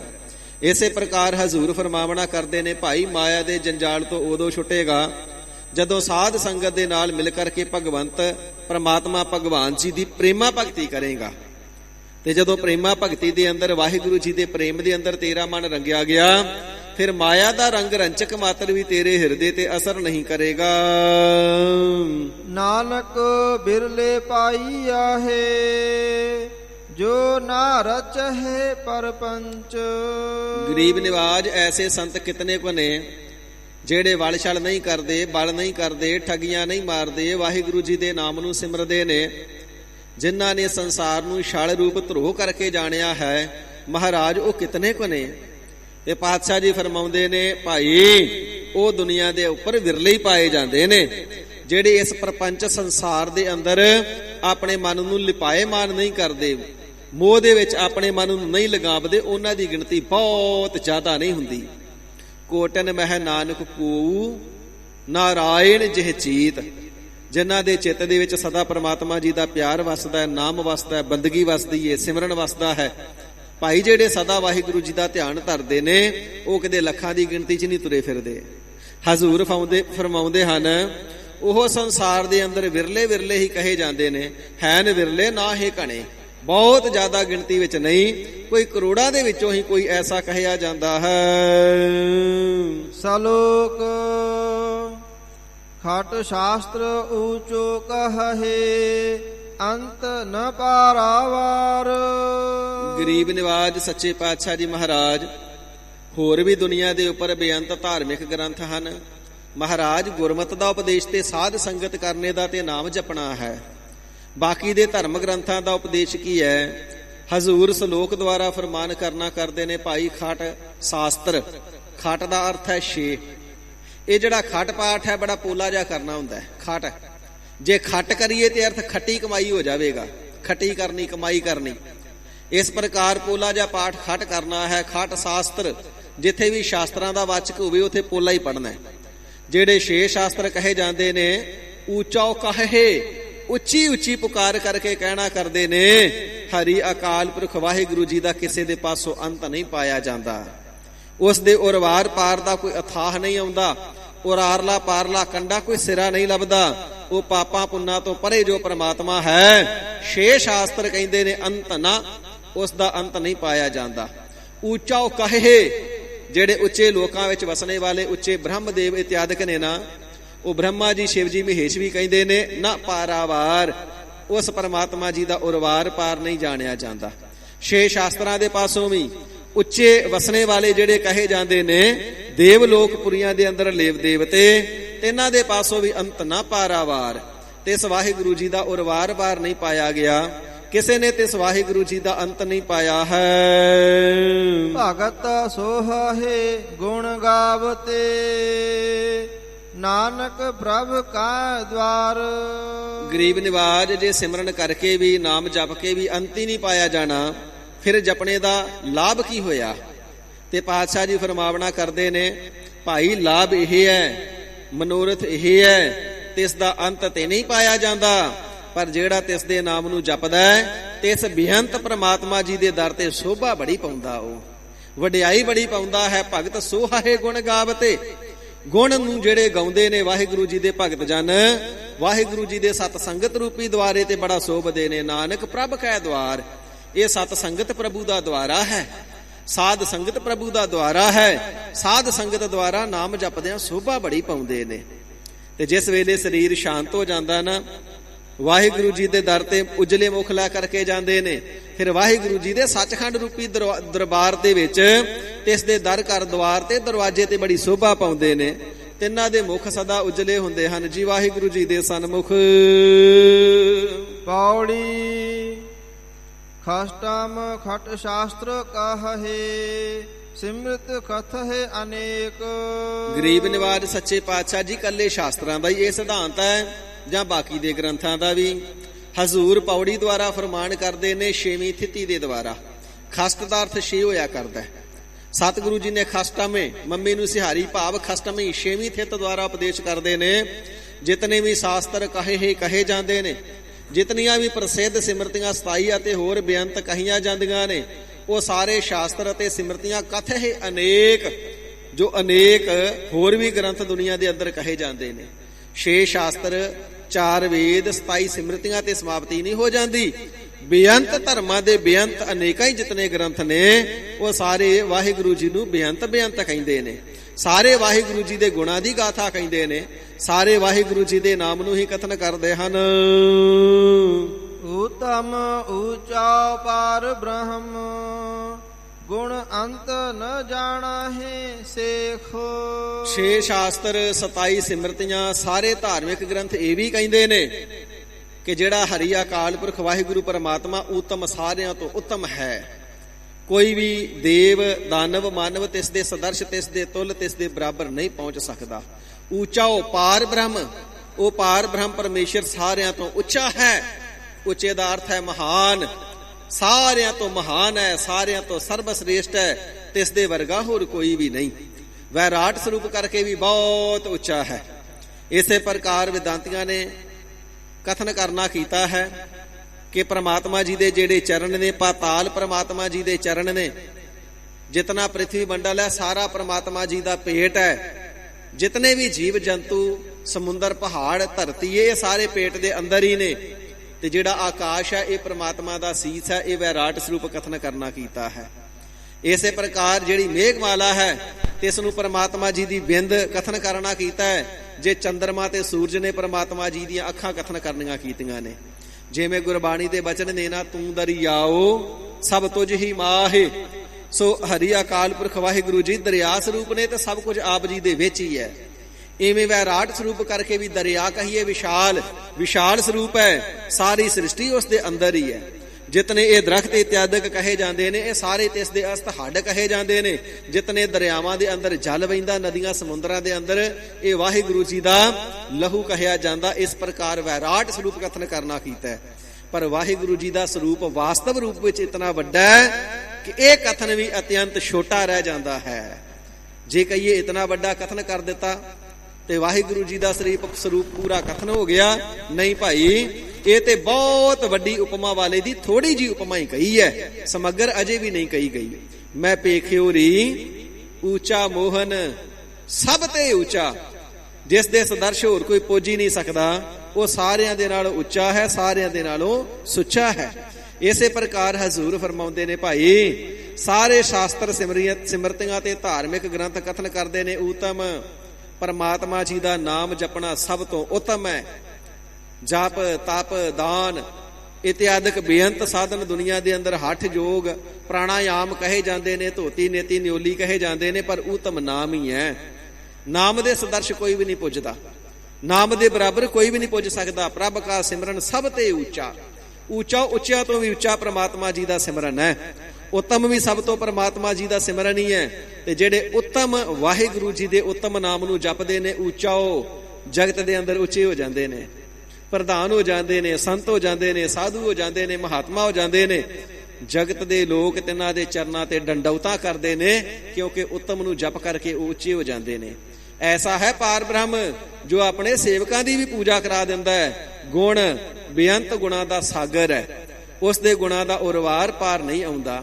ਅੰਤ ਨਾ ਜਾਣ ਹੈ ਸੇਖ, ਸ਼ੇਸ਼ ਨਾਗ ਵੀ ਜਿਸ ਦੇ ਗੁਣਾਂ ਦਾ ਅੰਤ ਨਹੀਂ ਜਾਣ ਸਕਦਾ। 1000 ਮੁਖ ਹੈ, 2000 ਜੀਬਾਂ ਨੇ, ਹਰ ਮੁਖ ਦੇ ਨਾਲ ਹਰ ਰੋਜ਼ ਨਵਾਂ ਨਾਮ ਲੈਂਦਾ ਹੈ ਤੇ ਅੱਜ ਤੱਕ ਨਾਮਾਂ ਦਾ ਹੀ ਅੰਤ ਨਹੀਂ ਜਾਣ ਸਕਿਆ। ਇਸ ਪ੍ਰਕਾਰ ਪਾਤਸ਼ਾਹ ਜੀ ਫਰਮਾਉਂਦੇ ਨੇ, ਐਸਾ ਹੈ ਵਾਹਿਗੁਰੂ। ਐਸੇ ਵਾਹਿਗੁਰੂ ਜੀ ਦੇ ਦਰ ਤੇ ਸੋਭਦੇ ਨੇ ਉਹ ਪਿਆਰੇ ਨਾਮ ਦੇ ਰਸੀਏ, ਜਿਸ ਦੇ ਗੁਣਾਂ ਨੂੰ ਸਾਰੇ ਧਾਰਮਿਕ ਗ੍ਰੰਥ ਕਥਨ ਕਰਦੇ ਨੇ ਤੇ ਕਹਿੰਦੇ ਨੇ ਪ੍ਰਮਾਤਮਾ ਜੀ ਸਰਵੋਤਮ ਹੈ, ਪ੍ਰਮਾਤਮਾ ਜੀ ਉੱਚਿਆਂ ਤੋਂ ਉੱਚੇ ਨੇ, ਉਸ ਦਾ ਉਰਵਾਰ ਪਾਰ ਨਹੀਂ ਜਾਣਿਆ ਜਾਂਦਾ। ਉਹ ਵਿਆਪਕ ਸਰੂਪ ਹੈ, ਪੁੰਨਾ ਪਾਪਾਂ ਤੋਂ ਪਰੇ ਹੈ, ਗੁਣਾਂ ਦਾ ਅੰਤ ਨਹੀਂ ਆਉਂਦਾ ਤੇ ਇਸ ਦੇ ਨਾਵਾਂ ਦਾ ਅੰਤ ਵੀ ਅੱਜ ਤੱਕ ਸ਼ੇਸ਼ਨਾਗ ਵੀ ਨਹੀਂ ਪਾ ਸਕਿਆ ਹੈ। ਨਾਰਦ ਮੁਨ ਜਨ ਸੁਖ ਬਿਆਸ ਜਸ ਗਾਵਤ ਗੋਬਿੰਦ। ਜੋ ਐਸਾ ਗੋਬਿੰਦ, ਗੋ ਕਹੀਏ ਸ੍ਰਿਸ਼ਟੀ, ਬਿੰਦ ਕਹੀਏ ਰਖਵਾਲਾ। ਗੋ ਕਹੀਏ ਧਰਤੀ, ਬਿੰਦ ਕਹੀਏ ਰਖਵਾਲਾ। ਸਾਰੀ ਧਰਤੀ ਦਾ ਰਖਵਾਲਾ ਹੈ, ਸਾਰੀ ਸ੍ਰਿਸ਼ਟੀ ਦਾ ਰਖਵਾਲਾ, ਪ੍ਰਤਪਾਲਣਾ ਕਰਨੇ ਵਾਲਾ ਜੋ ਭਗਵਾਨ ਪ੍ਰਮਾਤਮਾ ਹੈ ਨਾ, ਤੇ ਇਸ ਦੇ ਗੁਣਾਂ ਦਾ ਅੰਤ ਨਾਰਦ ਵੀ ਨਹੀਂ ਪਾ ਸਕਿਆ। ਜਿਸ ਨੇ ਪ੍ਰੇਮਾ ਭਗਤੀ ਕੀਤੀ ਹੈ, ਹਰ ਵੇਲੇ ਨਾਰਾਇਣ ਨਾਰਾਇਣ ਨਾਮ ਦਾ ਜਾਪ ਕਰਦਾ ਹੈ, ਜੋ ਬ੍ਰਹਮਾ ਜੀ ਦਾ ਮਾਨਸ ਪੁੱਤਰ ਕਹਿਆ ਜਾਂਦਾ ਹੈ, ਐਸੇ ਨਾਰਦ ਨੇ ਵੀ ਪ੍ਰਮਾਤਮਾ ਜੀ ਦਾ ਅੰਤ ਨਹੀਂ ਪਾਇਆ ਹੈ। ਮੋਨੇ ਮੁਨੀ ਜਨ ਮਹਾਤਮਾ, ਮਨ ਮੰਨਣੇ ਜੋਗ ਜੋ ਪ੍ਰਧਾਨ ਪੁਰਖ ਦੁਨੀਆ ਦੇ ਅੰਦਰ ਬੰਦਗੀ ਵਾਲੇ ਹੋਏ ਨੇ, ਤਿੰਨਾਂ ਦੇ ਪਾਸੋਂ ਵੀ ਤਿਸ ਦਾ ਅੰਤ ਨਹੀਂ ਜਾਣਿਆ ਗਿਆ। ਜਨ ਇਸੇ ਪ੍ਰਕਾਰ ਜਿਹੜੇ ਗੁਰਮੁਖ ਜਨ ਸ੍ਰੇਸ਼ਟ ਜਨ ਹਨ, ਉਹ ਵੀ ਤਿਸ ਦੇ ਗੁਣਾਂ ਨੂੰ ਗਾਉਂਦੇ ਹਨ, ਅੰਤ ਨਹੀਂ ਪਾ ਸਕੇ। ਪਰ ਐਸੇ ਜਿਹੜੇ ਸਿਆਣੇ ਸੁਗੜ ਪੁਰਸ਼ ਨੇ ਤਿਸ ਵਾਹਿਗੁਰੂ ਜੀ ਦੇ ਗੁਣਾਂ ਨੂੰ ਗਾਉਂਦੇ ਨੇ। ਸੁਖ ਨਾਮ ਸੁਖਦੇਵ ਲਿਖੀਦਾ ਹੈ। ਗੁਰਬਾਣੀ ਦੇ ਅੰਦਰ ਇਸ ਦਾ ਨਾਮ ਸੁਖ ਕਈ ਵਾਰ ਆਇਆ। ਜਦੋਂ ਇੱਕ ਸਮੇਂ ਪਾਰਵਤੀ ਜੀ ਨੂੰ ਨਾਰਦ ਮੁਨੀ ਜੀ ਨੇ ਕਹਿਣਾ ਕੀਤਾ, ਇਹ ਮਾਤਾ, ਜੋ ਸ਼ਿਵ ਜੀ ਦੇ ਗਲ ਦੇ ਵਿੱਚ ਰੁੰਡ ਮਾਲਾ ਪਈ ਏ, ਮਨੁੱਖਾਂ ਦੀਆਂ ਖੋਪੜੀਆਂ ਦੇ ਮਾਲਾ ਗਲ ਦੇ ਵਿੱਚ ਪਾਈ ਹੋਈ ਏ, ਸਿਰਾਂ ਦੀ ਮਾਲਾ ਪਾਈ ਏ, ਤੈਨੂੰ ਪਤਾ ਹੈ ਉਹ ਜਿਹੜੀ ਮਾਲਾ ਉਹ ਕਿਸ ਦੇ ਸਿਰ ਨੇ? ਤੇ ਪਾਰਵਤੀ ਜੀ ਕਹਿਣ ਲੱਗੀ, ਨਹੀਂ ਨਾਰਦ ਜੀ, ਮੈਨੂੰ ਨਹੀਂ ਪਤਾ ਉਹ ਸਿਰ ਕਿਸ ਦੇ ਨੇ। ਤੇ ਨਾਰਦ ਮੁਨੀ ਜੀ ਕਹਿਣ ਲੱਗੇ, ਮਾਤਾ ਉਹ ਸਾਰੇ ਹੀ ਸਿਰ ਤੇਰੇ ਨੇ। ਤੂੰ ਜਨਮ ਲੈਂਦੀ ਏ, ਜਨਮ ਧਾਰਦੀ ਏ, ਉਮਰਾਂ ਭੋਗ ਕੇ ਮਰ ਜਾਨੀ ਏ, ਤੇ ਤੇਰੇ ਸਿਰ ਦੀ ਖੋਪੜੀ ਨੂੰ ਮਹਾਦੇਵ ਜੀ ਆਪਣੇ ਗਲ ਵਿੱਚ ਪਾ ਲੈਂਦੇ ਨੇ। ਦੇਖ ਕਿੰਨੀਆਂ ਖੋਪੜੀਆਂ ਉਹਨਾਂ ਦੇ ਗਲ ਵਿੱਚ ਮਾਲਾ ਚ ਪਰੋ ਕੇ ਪਾਈਆਂ ਨੇ। ਇੰਨੇ ਜਨਮ ਲੈ ਕੇ ਤੂੰ ਮਰ ਚੁੱਕੀ ਐ। ਆਪ ਤੇ ਮਹਾਦੇਵ ਮਰਦੇ ਨਹੀਂ, ਆਪ ਤੇ ਅਮਰ ਨੇ, ਪਰ ਤੂੰ ਬਾਰ-ਬਾਰ ਜੰਮਦੀ ਮਰਦੀ ਐ। ਤੇ ਇਸ ਵੇਲੇ ਬੜੀ ਘਬਰਾਹਟ ਹੋਈ ਕਿ ਮੈਂ ਤੇ ਮਹਾਦੇਵ ਜੀ ਨੂੰ ਆਪਣਾ ਈਸ਼ਵਰ ਜਾਣਿਆ, ਪਰ ਮੈਂ ਈਸ਼ਵਰ ਦੀ ਸਦਾ ਸੰਗਨੀ ਨਹੀਂ ਕਿ ਮੈਂ ਈਸ਼ਵਰ ਜੀ ਤੋਂ ਅਲੱਗ ਹੋ ਕਰਕੇ ਜੰਮਦੀ ਮਰਦੀ ਰਹਿੰਦੀ ਏ, ਕਿਉਂਕਿ ਉਸਨੇ ਈਸ਼ਵਰ ਮਹਾਦੇਵ ਨੂੰ ਹੀ ਮੰਨਿਆ। ਤੇ ਇਸ ਵੇਲੇ ਕਹਿਣਾ ਕੀਤਾ, ਮਾਤਾ ਤੂੰ ਵੀ ਮੌਤ ਤੋਂ ਰਹਿਤ ਹੋ ਸਕਦੀ ਏ, ਅਮਰ ਹੋ ਸਕਦੀ ਏ। ਪੁੱਛਣਾ ਕੀਤਾ, ਫਿਰ ਦੱਸੋ ਨਾਰਦ ਜੀ, ਮੈਂ ਅਮਰ ਕਿਵੇਂ ਹੋ ਜਾਵਾਂ? ਮੇਰਾ ਜੰਮਣ ਮਰਨ ਨਾ ਹੋਵੇ, ਬਾਰ-ਬਾਰ ਮੈਨੂੰ ਜਨਮ ਲੈ ਕਰਕੇ ਮਰਨਾ ਨਾ ਪਵੇ। ਤੇ ਕਹਿਣਾ ਕੀਤਾ, ਫਿਰ ਭਗਵਾਨ ਜੀ ਨੂੰ ਕਹੋ ਤੁਹਾਨੂੰ ਅਮਰ ਕਥਾ ਸੁਣਾ ਦੇਣ। ਜੇ ਤੁਹਾਨੂੰ ਪਰਮਾਤਮਾ ਜੀ ਦੇ ਨਾਮ ਦੀ ਅਮਰ ਕਥਾ ਸੁਣਾ ਦਿੱਤੀ ਨਾ, ਤੇ ਮਾਤਾ ਅਮਰ ਕਥਾ ਸੁਣ ਕੇ ਤੂੰ ਵੀ ਅਮਰ ਹੋ ਜਾਵੇਂਗੀ, ਬਹੁੜੋ ਜੰਮਣ ਮਰਨ ਦੇ ਵਿੱਚ ਨਹੀਂ ਆਵੇਂਗੀ। ਪਾਰਵਤੀ ਜੀ ਗਏ ਨੇ ਮਹਾਦੇਵ ਜੀ ਦੇ ਕੋਲ, ਜਾ ਕਰਕੇ ਮਸਤਕ ਟੇਕ ਕੇ ਬੇਨਤੀ ਕੀਤੀ, ਭਗਵਾਨ ਜੀ ਤੁਹਾਡੇ ਗਲ ਦੇ ਵਿੱਚ ਇਹ ਮਾਲਾ ਕਿਸ ਦੀਆਂ ਜੇ? ਮਾਲਾ ਦੇ ਵਿੱਚ ਖੋਪੜੀਆਂ ਕਿਸ ਦੀਆਂ ਨੇ? ਤੇ ਮਹਾਦੇਵ ਜੀ ਜਾਣ ਗਏ। ਨਾਰਦ ਮੁਨੀ ਨੇ ਦੱਸ ਦਿੱਤਾ ਸਭ ਕੁਛ। ਕਹਿਣਾ ਕੀਤਾ, ਪਾਰਵਤੀ ਇਹ ਖੋਪੜੀਆਂ ਤੇ ਸਾਰੀਆਂ ਤੇਰੀਆਂ ਹੀ ਨੇ। ਕਹਿਣ ਲੱਗੀ, ਜੀ ਆਪ ਜੀ ਤੇ ਤੁਸੀਂ ਅਮਰੇ ਹੋ, ਤੇ ਮੈਨੂੰ ਜੰਮਣ ਮਰਨ ਦੇ ਵਿੱਚ ਰੱਖਿਆ ਹੋਇਆ ਹੈ। ਮੈਂ ਤੁਹਾਡੀ ਅਰਧਾਂਗਨੀ ਸੰਗਨੀ ਹੈ, ਮੈਨੂੰ ਅਮਰ ਕਿਉਂ ਨਹੀਂ ਕਰਦੇ? ਤੇ ਅੱਗੋਂ ਮਹਾਦੇਵ ਨੇ ਕਹਿਣਾ ਕੀਤਾ, ਸੱਚੀ ਬਾਤ ਇਹ ਹੈ, ਅਮਰ ਮੈਂ ਵੀ ਨਹੀਂ। ਜਦੋਂ ਮੇਰਾ ਵਕਤ ਆ ਜਾਂਦਾ, ਉਦੋਂ ਤੱਕ ਜਦੋਂ ਤੱਕ ਪ੍ਰਮਾਤਮਾ ਨੇ ਸਾਹ ਦਿੱਤੇ, ਸਵਾਸ ਦਿੱਤੇ, ਉਮਰਾਂ ਦਿੱਤੀ, ਸੇਵਾ ਲਈ ਮੈਂ ਜਿਉਂਦਾ। ਜਦੋਂ ਵਕਤ ਆ ਜਾਂਦਾ ਮਹਾਪਰਲੋ ਦੇ ਸਮੇਂ ਮੇਰਾ ਵੀ ਭਾਵ ਹੋ ਜਾਂਦਾ, ਮੈਂ ਵੀ ਮਰ ਜਾਂਦਾ। ਕਹਿਣ ਲੱਗੀ, ਜਦੋਂ ਤੱਕ ਸ੍ਰਿਸ਼ਟੀ ਜਿਉਂਦੀ ਹੈ ਉਦੋਂ ਤੱਕ ਤੇ ਅਮਰ ਹੀ ਹੋ। ਸ੍ਰਿਸ਼ਟੀ ਦੇ ਰੋਜ਼ ਮਰਨ ਵਾਂਗੂ ਤੇ ਨਹੀਂ ਮਰਦੇ, ਅੰਤ ਤੇ ਜਾ ਕੇ ਮਰਦੇ ਹੋ ਨਾ। ਭਗਵਾਨ ਜੀ ਮੈਨੂੰ ਵੀ ਅਮਰ ਕਰ ਦੇਵੋ, ਮੈਨੂੰ ਅਮਰ ਕਥਾ ਸੁਣਾਓ। ਭਗਵਾਨ ਜੀ ਕਹਿਣ ਲੱਗੇ, ਠੀਕ ਹੈ, ਜੰਮਣਾ ਤੇ ਮਰਨਾ ਸ੍ਰਿਸ਼ਟੀ ਦਾ ਨਿਯਮ ਹੈ, ਕਿਸੇ ਨੂੰ ਅਮਰ ਨਹੀਂ ਕੀਤਾ ਜਾ ਸਕਦਾ, ਪਰ ਜਦੋਂ ਤੱਕ ਦੁਨੀਆ ਰਵੇਗੀ ਉਦੋਂ ਤੱਕ ਤੂੰ ਰਹੇਗੀ। ਐਸੀ ਤੈਨੂੰ ਅਮਰ ਕਥਾ ਮੈਂ ਸੁਣਾਉਂਦਾ ਹਾਂ। ਕਿਸੇ ਐਸੇ ਇਕਾਂਤ ਥਾਂ ਤੇ ਚੱਲੀਏ ਜਿੱਥੇ ਕੋਈ ਹੋਰ ਅਮਰ ਕਥਾ ਨੂੰ ਨਾ ਸੁਣ ਲਵੇ। ਜੇ ਬਹੁਤਿਆਂ ਨੇ ਸੁਣ ਲਈ, ਬਹੁਤੇ ਅਮਰ ਹੋ ਜਾਣਗੇ। ਮਰਨਾ ਸ੍ਰਿਸ਼ਟੀ ਦਾ ਨਿਯਮ ਹੈ, ਅਮਰ ਹੋਣ ਦੇ ਨਾਲ ਸ੍ਰਿਸ਼ਟੀ ਦਾ ਨਿਯਮ ਭੰਗ ਹੋ ਜਾਵੇਗਾ।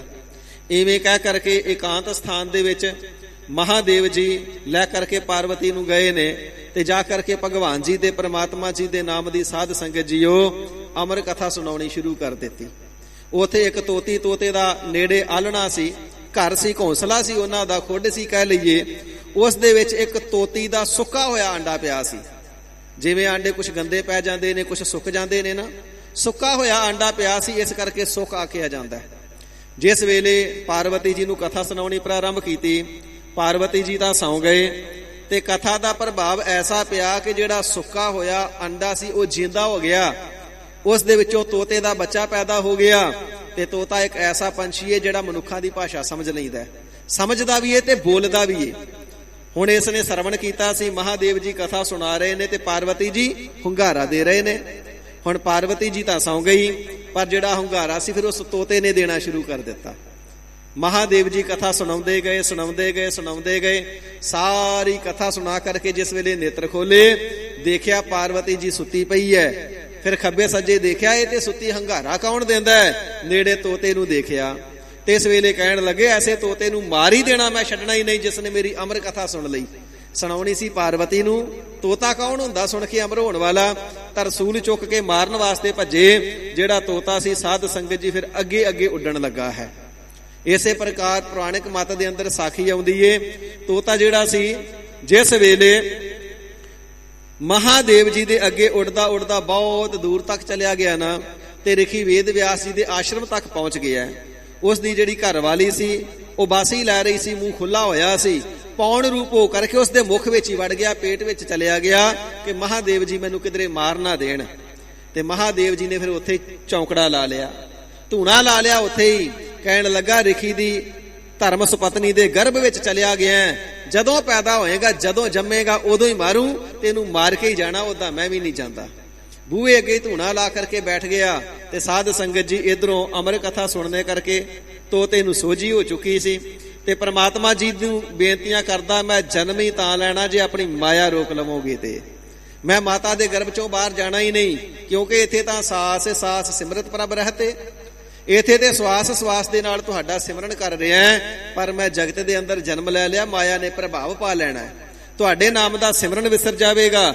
ਇਸ ਕਰਕੇ ਜਦੋਂ ਮਾਇਆ ਰੋਕੋਗੇ ਉਦੋਂ ਜਨਮ ਲੈਣਾ, ਜਦੋਂ ਤੱਕ ਮਾਇਆ ਦਾ ਪ੍ਰਵਾਹ ਚੱਲਦਾ ਮੈਂ ਜਨਮ ਹੀ ਨਹੀਂ ਲੈਣਾ। ਇਸ ਪ੍ਰਕਾਰ ਸਾਧ ਸੰਗਤ ਜੀ 12 ਸਾਲ ਦਾ ਸਮਾਂ ਲੰਘ ਗਿਆ। ਭਾਈ ਸਾਹਿਬ ਭਾਈ ਗੁਰਦਾਸ ਜੀ ਨੇ ਵੀ ਲਿਖਣਾ ਕੀਤਾ, ਸਤਿਗੁਰੂ ਜੀ ਦੀ ਗੁਰਬਾਣੀ ਦੇ ਵਿੱਚ ਵੀ ਬਚਨ ਨੇ। ਸੋ 12 ਬਰਸ ਗਰਭਾਸ ਵਸ, 12 ਸਾਲ ਗਰਭਾਸ ਦੇ ਵਿੱਚ ਗਰਭ ਦੇ ਵਿੱਚ ਵਾਸਾ ਕਰਕੇ ਰਿਹਾ, ਤੇ ਜਨਮਤ ਹੀ ਸੁਖ ਲਏ ਉਦਾਸੀ, ਜਿਸ ਵੇਲੇ ਜਨਮ ਲਿਆ ਉਸੇ ਵੇਲੇ ਉਦਾਸ ਹੋ ਤੁਰਿਆ, ਜੰਗਲਾਂ ਨੂੰ ਚਲਿਆ ਗਿਆ। 12 ਸਾਲ ਦਾ ਸਮਾਂ ਲੰਘ ਗਿਆ ਹੈ। ਭਾਈ ਗੁਰਦਾਸ ਜੀ ਲਿਖਣਾ ਕਰਦੇ ਨੇ, 12 ਸਾਲ ਦੇ ਗਰਭ ਨੂੰ ਲੈ ਕਰਕੇ ਮਾਤਾ ਜੀ ਫਿਰਦੇ ਅਤਿਅੰਤ ਦੁੱਖ ਪਾਉਂਦੇ ਰਹੇ। ਰਿਖੀ ਵੇਦ ਵਿਆਸ ਦੀ ਘਰ ਵਾਲੀ ਪ੍ਰਮਾਤਮਾ ਅੱਗੇ ਪੁਕਾਰਾਂ ਕੀਤੀਆਂ, ਪ੍ਰਮਾਤਮਾ ਇਸ ਦੁੱਖ ਤੋਂ ਛੁਡਾ ਮੈਨੂੰ, ਇਸ ਬੱਚੇ ਦਾ ਜਨਮ ਹੋਵੇ। ਪ੍ਰਮਾਤਮਾ ਜੀ ਨੇ ਕਿਹਾ, ਭਾਈ ਜਨਮ ਕਿਉਂ ਨਹੀਂ ਲੈਂਦਾ? ਕਹਿਣ ਲੱਗਾ, ਪ੍ਰਮਾਤਮਾ ਜੀ ਪਹਿਲਾਂ ਆਪਣੀ ਮਾਇਆ ਰੋਕੋ, ਫਿਰ ਜਨਮ ਲਵਾਂਗਾ, ਐਵੇਂ ਨਹੀਂ। ਇਧਰੋਂ ਪ੍ਰਮਾਤਮਾ ਜੀ ਨੇ ਨਾਰਦ ਮੁਨੀ ਦੇ ਮਨ ਨੂੰ ਪ੍ਰੇਰਨਾ ਕੀਤੀ, ਚੱਲ ਕਰਕੇ ਆਇਆ ਭੋਲੇਨਾਥ ਜੀ ਇੱਥੇ ਕਿਉਂ ਬੈਠੇ ਹੋ? ਕਹਿਣ ਲੱਗਾ, ਜੀ ਤੋਤੇ ਨੂੰ ਮਾਰਨ ਵਾਸਤੇ ਬੈਠਾ ਹੈ। ਕਦੋਂ ਤੋਂ ਬੈਠੇ ਹੋ? ਜੀ 12 ਸਾਲਾਂ ਤੋਂ ਬੈਠਾ ਹੈ। ਕਹਿੰਦੇ ਮਾਰਨਾ ਕਿਉਂ ਹੈ? ਕਹਿੰਦੇ ਉਸਨੇ ਮੇਰੀ ਅਮਰ ਕਥਾ ਜੋ ਸੁਣ ਲਈ ਹੈ। ਫਿਰ ਪੁੱਛਿਆ, ਅਮਰ ਕਥਾ ਸਰਵਣ ਕਰਨੇ ਦਾ ਫਲ ਕੀ ਹੈ? ਤੇ ਭੋਲੇਨਾਥ ਜੀ ਕਹਿਣ ਲੱਗੇ, ਅਮਰ ਕਥਾ ਸੁਣਨੇ ਦਾ ਫਲ ਇਹ ਹੈ, ਜਿਹੜਾ ਕਥਾ ਸੁਣ ਲਵੇ ਉਹ ਅਮਰ ਹੋ ਜਾਂਦਾ ਹੈ। ਤੇ ਨਾਰਦ ਮੁਨੀ ਜੀ ਕਹਿਣ ਲੱਗੇ, ਫਿਰ ਲੋਕੀ ਤੁਹਾਨੂੰ ਐਵੇਂ ਤੇ ਭੋਲੇਨਾਥ ਨਹੀਂ ਕਹਿੰਦੇ, ਤੁਸੀਂ ਸੱਚਮੁੱਚ ਹੀ ਬੜੇ ਭੋਲੇ ਹੋ। ਕਥਾ ਸੁਣਾਈ ਵੀ ਤੁਸੀਂ, ਕਥਾ ਦੇ ਫਲ ਦਾ ਵੀ ਤੁਹਾਨੂੰ ਪਤਾ ਕਿ ਜਿਸ ਨੇ ਸੁਣ ਲਈ ਉਹ ਅਮਰ ਹੋ ਜਾਂਦਾ ਹੈ, ਤੇ ਜਿਹੜਾ ਅਮਰੀ ਹੋ ਗਿਆ ਤੁਹਾਡਾ ਤਰਸੂਲ ਉਹਨੂੰ ਕਿੱਥੋਂ ਮਾਰ ਲੇਗਾ? ਅਮਰ ਹੋਏ ਨੂੰ ਮਾਰਨ ਵਾਸਤੇ 12 ਸਾਲ ਤੋਂ ਇੱਥੇ ਹੀ ਬੈਠੇ ਹੋ, ਬੜੇ ਭੋਲੇ ਹੋ ਤੁਸੀਂ, ਨਹੀਂ ਮਾਰ ਸਕੋਗੇ ਕਿਉਂਕਿ ਅਮਰ ਹੋ ਗਿਆ। ਇਸ ਪ੍ਰਕਾਰ ਜਦੋਂ ਭੋਲੇਨਾਥ ਨੂੰ ਆਖਿਆ, ਫਿਰ ਭੋਲੇਨਾਥ ਅਰਥਾਤ ਮਹਾਦੇਵ ਜੀ ਉਥੋਂ ਚਲੇ ਗਏ। ਪਰਮਾਤਮਾ ਜੀ ਦੇ ਅੱਗੇ ਪੁਕਾਰ ਕੀਤੀ ਇਸ ਸੁਖ ਨੇ ਕਿ ਪ੍ਰਮਾਤਮਾ ਜੀ ਮਾਇਆ ਰੋਕ ਦੇਵੋ ਤਾਂ ਪੈਦਾ ਹੋਵਾਂਗਾ। ਫਿਰ ਪਰਮਾਤਮਾ ਜੀ ਨੇ ਤਿਸ ਵੇਲੇ ਮਾਇਆ ਦਾ ਪਸਾਰਾ ਰੋਕ ਦਿੱਤਾ ਹੈ, ਤਾਂ ਸੁਖਦੇਵ ਨੇ ਜਨਮ ਲਿਆ। ਦੇਵ ਦਾ ਅਰਥ ਹੈ ਪ੍ਰਕਾਸ਼ ਰੂਪ ਸੁਰਜੀਤ ਹੋ ਜਾਣਾ। ਸੁੱਕੇ ਹੋਏ ਆਂਡੇ ਤੋਂ ਸੁਰਜੀਤ ਹੋ ਗਿਆ ਸੀ, ਇਸ ਕਰਕੇ ਨਾਮ ਸੁਖਦੇਵ ਹੋਇਆ। ਤੇ ਸਾਧ ਸੰਗਤ ਜੀ ਮਾਇਆ ਦਾ ਪਸਾਰਾ ਰੁਕਣੇ ਕਰਕੇ ਉਸ ਮਾਇਆ ਦੇ ਰੁਕੇ ਹੋਏ ਪਸਾਰੇ ਦੇ ਕਾਲ ਵਿੱਚ ਉਸ ਸਮੇਂ ਵਿੱਚ ਜਿਤਨੇ ਬਾਲਕਾਂ ਨੇ ਜਨਮ ਲਿਆ ਸੀ ਨਾ, ਸਾਰੇ ਜਨਮ ਸਮੇਂ ਤੋਂ ਹੀ ਸਿੱਧ ਪੁਰਖ ਹੋਏ ਨੇ। ਤੇ ਜਿਹੜੇ ਸੁਖਦੇਵ ਮੁਨੀ ਜੀ ਸਨ, ਉਸੇ ਵੇਲੇ ਜਨਮ ਲੈਂਦਿਆਂ ਸਾਰ ਜੰਗਲ ਨੂੰ ਚਲੇ ਗਏ ਤੇ ਵੱਡੀ ਭਾਰੀ ਤਪੱਸਿਆ ਇਹਨਾਂ ਨੇ ਕਰਨਾ ਕੀਤੀ ਏ। ਇਸ ਪ੍ਰਕਾਰ ਇਹਨਾਂ ਦੀ ਸਾਖੀ ਆਉਂਦੀ ਤੇ ਨਾਮ ਇਹਨਾਂ ਦਾ ਗੁਰਬਾਣੀ ਵਿੱਚ ਬੇਅੰਤ ਜਗ੍ਹਾ ਤੇ ਆਇਆ ਹੈ। ਸਤਿਗੁਰੂ ਸੱਚੇ ਪਾਤਸ਼ਾਹ ਜੀ ਬਚਨ ਕਰਦੇ ਨੇ, ਜਸ ਗਾਵਤ। ਤੇ ਇਸ ਵਾਹਿਗੁਰੂ ਜੀ ਦੇ ਜਸ ਨੂੰ ਨਾਰਦ ਮੁਨੀ ਜੀ ਵੀ ਗਾਉਂਦੇ ਨੇ, ਇਸੇ ਪ੍ਰਕਾਰ 9 ਮੁਨੀ ਵੀ ਗਾਉਂਦੇ ਨੇ, ਮੰਨਣੇ ਯੋਗ ਪ੍ਰਵਾਣਿਕ ਮਹਾਤਮਾ ਵੀ ਗਾਉਂਦੇ ਨੇ, ਗੁਰਮੁਖ ਜਨ ਵੀ ਤਿਸ ਦੇ ਗੁਣਾਂ ਨੂੰ ਗਾਉਂਦੇ ਨੇ। ਸੁਖਦੇਵ ਸੁਖੇ ਅੰਡੇ ਤੋਂ ਦੇਵ ਜੋ ਸੁਰਜੀਤ ਹੋ ਗਿਆ, ਰਿਖੀ ਸੁਖਦੇਵ ਉਹ ਵੀ ਤਿਸ ਵਾਹਿਗੁਰੂ ਜੀ ਦੇ ਗੁਣਾਂ ਨੂੰ ਗਾਉਂਦਾ ਹੈ। ਇਸੇ ਪ੍ਰਕਾਰ ਵਿਆਸ ਰਿਖੀ ਜਿਹੜੇ ਨੇ, ਜਸ ਗਾਵਤ ਗੋਬਿੰਦ, ਰਿਖੀ ਵੇਦ ਵਿਆਸ ਜੀ ਵੀ ਗੋਬਿੰਦ ਜੀ ਦੇ ਗੁਣਾਂ ਨੂੰ ਗਾਉਂਦੇ ਨੇ। ਸਾਧ ਸੰਗਤ ਜੀ, ਰਿਖੀ ਵੇਦ ਵਿਆਸ ਹਿੰਦੂ ਧਰਮ ਦੇ ਸਭ ਤੋਂ ਵੱਡੇ ਆਚਾਰੀਆ ਹੋਏ ਨੇ। ਕੁੱਲ ਹਿੰਦੂ ਕੌਮ ਦੇ ਅੰਦਰ ਜਿਤਨੀ ਸੰਸਾਰ ਦੇ ਅੰਦਰ ਆਬਾਦੀ ਹੈ ਨਾ, ਅੱਜ ਤੱਕ ਦੇ ਸਭ ਤੋਂ ਵੱਡੇ ਵਿਦਵਾਨ ਤਿੰਨਾਂ ਦੇ ਵੇਦ ਵਿਆਸ ਜੀ ਜਾਣੇ ਜਾਂਦੇ ਨੇ, ਜਿਨ੍ਹਾਂ ਨੇ ਪੁਰਾਣਾ ਦੀ ਰਚਨਾ ਕੀਤੀ। ਐਸੇ ਆਤਮ ਗਿਆਨੀ ਪੁਰਖ ਸਨ ਜਿਨ੍ਹਾਂ ਨੇ ਆਉਣ ਵਾਲੇ ਸਮੇਂ ਦੇ ਹਾਲ ਨੂੰ ਜਾਣ ਕਰਕੇ ਭਵਿੱਖਤ ਪੁਰਾਣ ਲਿਖ ਦਿੱਤਾ ਕਿ ਭਵਿੱਖ ਕਾਲ ਦੇ ਵਿੱਚ ਆਹ ਕੁਛ ਹੋਵੇਗਾ। ਤੇ ਇਹ ਵੀ ਲਿਖ ਦਿੱਤਾ ਕਿ ਕਲਯੁਗ ਦੇ ਸਮੇਂ ਦੇ ਅੰਦਰ ਨਿਰੰਕਾਰ ਪਰਮਾਤਮਾ ਜੀ ਆਪ ਅਵਤਾਰ ਧਾਰਨ ਕਰਕੇ ਆਉਣਗੇ, ਨਾਮ ਤਿੰਨਾਂ ਦਾ ਨਾਨਕ ਹੋਵੇਗਾ। ਤੇ ਰਿਖੀਆਂ ਮੁਨੀਆਂ ਨੇ ਫਿਰ ਪੁੱਛਿਆ, ਮਹਾਰਾਜ ਜੀ ਜਦੋਂ ਆਪ ਪਰਮਾਤਮਾ ਜੀ ਧਰਤੀ ਦੇ ਉੱਪਰ ਆਉਣਗੇ, ਨਾਮ ਜਪਾਉਣਗੇ, ਤਿੰਨਾਂ ਦਾ ਗੁਰਮੰਤਰ ਕੀ ਹੋਵੇਗਾ? ਤੇ ਪਹਿਲਾਂ ਹੀ ਦੱਸ ਦੇਣਾ ਕੀਤਾ ਸੀ, ਉਹਨਾਂ ਦਾ ਗੁਰਮੰਤਰ ਵਾਹਿਗੁਰੂ ਹੋਵੇਗਾ। ਤੇ ਜਿੰਨੇ ਵੀ ਦੁਨੀਆ ਦੇ ਅੰਦਰ ਪਰਮਾਤਮਾ ਦੇ ਨਾਮ ਨੇ, ਜੀਵਾਂ ਨੂੰ ਤਾਰਨ ਵਾਸਤੇ ਤੇ ਸਾਰੇ ਹੀ ਸਮਰੱਥ ਨੇ, ਪਰ ਸਾਰਿਆਂ ਤੋਂ ਵੱਧ ਸ਼ਕਤੀ ਵਾਲਾ ਵਾਹਿਗੁਰੂ ਗੁਰਮੰਤਰ ਹੋਵੇਗਾ। ਫਿਰ ਰਿਸ਼ੀਆਂ ਮੁਨੀਆਂ ਨੇ ਪੁੱਛਿਆ, ਹੈ ਭਗਵਾਨ ਜੀ ਜਦੋਂ ਤੁਹਾਨੂੰ ਪਤਾ ਹੀ ਹੈ ਵਾਹਿਗੁਰੂ ਗੁਰਮੰਤਰ ਸਾਰਿਆਂ ਦੇ ਨਾਲੋਂ ਵੱਡੇ ਭਾਰੀ ਮਹਾਤਮ ਵਾਲਾ ਬਹੁਤੇ ਫਲ ਵਾਲਾ ਹੋਵੇਗਾ, ਤੇ ਫਿਰ ਤੁਸੀਂ ਕਿਉਂ ਨਹੀਂ ਜਪਦੇ? ਤੁਸੀਂ ਵੀ ਜਪੋ ਤੇ ਸਾਨੂੰ ਵੀ ਜਪਾਓ।